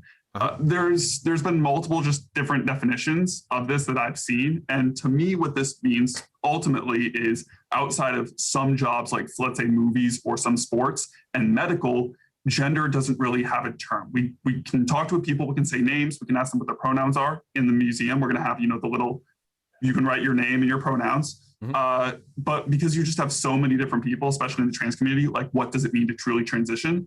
This future, from my understanding, and I wanted you to give your definition, correct me if I'm wrong, gender abolitionism would be like changing society so it doesn't exist. You go to the store and you have shoes, and you go to running, basketball, whatever sport, and then you go to your size, 1 to 5, 5 to 14. Obviously, if you really needed to, for the sake of smaller, shorter people, you could have that. You have your underwear sections, which just have, what do you have? And you go to that section. You have jeans in general with different styles, different cuts and shirts. That was just my baseline understanding. It's removing it from society. And this is something we want to talk about more in the museum as we get closer to the bottom level of just gender and societal interaction. So I was wondering if you could enlighten us a little bit more on your take. Yeah, I think that this concept is best illustrated by the Germans. You know, back before the existence of the modern German state, that portion of the world was occupied by many dozens of disparate and sometimes very, very aggressive barbarian tribes, or at least that's what they were called, of course. They were called that by the Romans. And these German tribes, you could speak to them, you could speak to the Mongolian tribes who were united by the Genghis Khan. These tribes had very refined and distinct senses of tribal identity and of antagonism towards those of different identities. But today there is one Germany. In the span of just a few hundred years, dozens of different and extremely important distinctions melted away into something that I think we'll agree today is perhaps a little bit more relevant. Now, what happened there? They were unified, and there was, of course, conquest and bloodshed, and that's not good. I'm not speaking positively to that. What I'm speaking positively towards is the idea that at times there were ideas which are relevant and very, very socially important that fade in importance with time. The idea that perhaps in 3 or 4 or 500 years, people are no longer taught that because of the genitals they are born with, that they must be certain things. Because when we speak of gender, we're speaking predominantly of gender roles. The idea, why does one group wear dresses? Why does the other group wear jeans? Well, there's nothing biological about it. Maybe you say the dresses have narrower shoulders, but that we chose to do that. If we wanted to, we could have it that all the people assigned male at birth are running around in dresses, and vice versa with jeans and suits and what have you. Again, you're talking it's completely arbitrary. And the arbitrariety is sometimes damaging. The idea that women should be better at housekeeping or that they should be better at so on and so forth, that can be harmful to them. It can be harmful to men because sometimes men will take their little daughters out to the park to play with them and they'll be assumed to be some sort of predator because, oh, women take care of the children, not men. What are you doing? These assumptions, they hurt both ways. Nobody benefits from them, really. But people still care very much about their gender. I care about mine. I like being a guy. I like looking the way I do and talking the way that I do. And I'll probably stay this way until I die. But what about my child? And the child of theirs? And so on and so on. Maybe 10 generations down the line, it's not so much that we're forcing them to not care about gender. They just don't care about it as much. We're already seeing this process in effect. 50 years ago, the idea of men wearing ear jewelry was very deviant. Nowadays, it's almost common, for younger people at least, in most parts of America, I would say. With time, things are going to broaden in this respect. And while gender abolitionism will always be a sort of half-formed, long-term project, in the long run, I think everyone here can agree that too much weight is placed on expectations and roles based on what types of bodies people are born with. And that the more we do away with that, the freer people can live their lives. Now, for sex, obviously we'll always have sex differences, but we can address those in ways that are non-coercive, can we not? I mean, there's no reason to believe that just because some people are born with X bits or Y bits, that we couldn't resolve anything having to do with that without invoking the dreaded gender rules. I think that we could do that just fine. And in fact, we already do in some cases. There are communities, I think, in Sweden, where they raise their children gender neutral. It's all they, thems, or whatever the Swedish equivalent is, you know. And of course, these children, they're born, I mean, we would call it assigned male or assigned female at birth. And I'm sure they're given provisions which respect. My chat is saying hen is the name they use for they, them, the Swedish name. And I'm sure that they can accommodate whatever those biological expectations or needs are perfectly fine without relying on gender roles. That would be a component of gender abolition. But as long as gender means something to people, they should be able to practice it and live it as freely as they would like. Nothing coercive, only a shift in broader social standards. Sorry, that was extremely long-winded. I apologize. Hey, no, you're fine. It was a better definition than that's what I was looking for. But you know, we've unfortunately, because I know Vosh, you're very busy, we've reached the end of our questionnaire. And you know, just to let the chat know, Vosh's chat and other chats, this is a project to build a building it's going to be located in Northern Virginia, outside DC area, not in the city, just for societal and safety concerns. You can find us on Facebook. I've tagged Vosh's Facebook and letting him know we're going to be here today. So Vosh, if you want to share that, you can find it through that. Of course. We're setting up a Discord. The Discord and the website are still in the works. we had a bit of trouble with the turf, so the website needs to be repaired. So that's going to be due to COVID, website's going to be a few more weeks, unfortunately. Discord should be up in a week or two. All that will be posted on the Facebook page. And in the future, there'll be more of these streams talking about gender abolition, intersectionality, because that's now becoming a recognized third gender, and just other aspects of the museum. I just want to say I really appreciate you having me here, and it was delightful to meet all of you. Thank you. My community was watching this, several thousand people, and they spoke positively of all of you. I'm really looking forward to seeing this project develop. All right, well, thank you, and we'll be sure to touch base with you more as we do. I'll speak to all of you again. Take care. All right, have fun, Vosh. All right. And everyone else, we're all good? Any last minute thoughts, questions, comments, concerns? All right, that was cool. I was worried that the boomer juice, like, people would be dropping, like, all over the place. Like, calls would be dropping. People would be, like, poking the cam. No, that was fantastic. These are really cool people. All right, well, here you go. Do you think I can use this as a weapon, like, against the Twitter mobs? You know what I mean? Like, you don't do anything. I can be like, really? I just talked to the person who made the trans flag. Fuck you. No, they won't care. They won't care at all. Seriously, though, how awesome is that? Yeah. I don't care in the slightest. Oh, that's cool. Well, we have 2 segments we're going to stitch together. I have to go do some stuff. I'm going to be back streaming in 3 hours. We're going to be on the Drunken Peasants podcast, and I'll catch up on donos then, okay? Woo!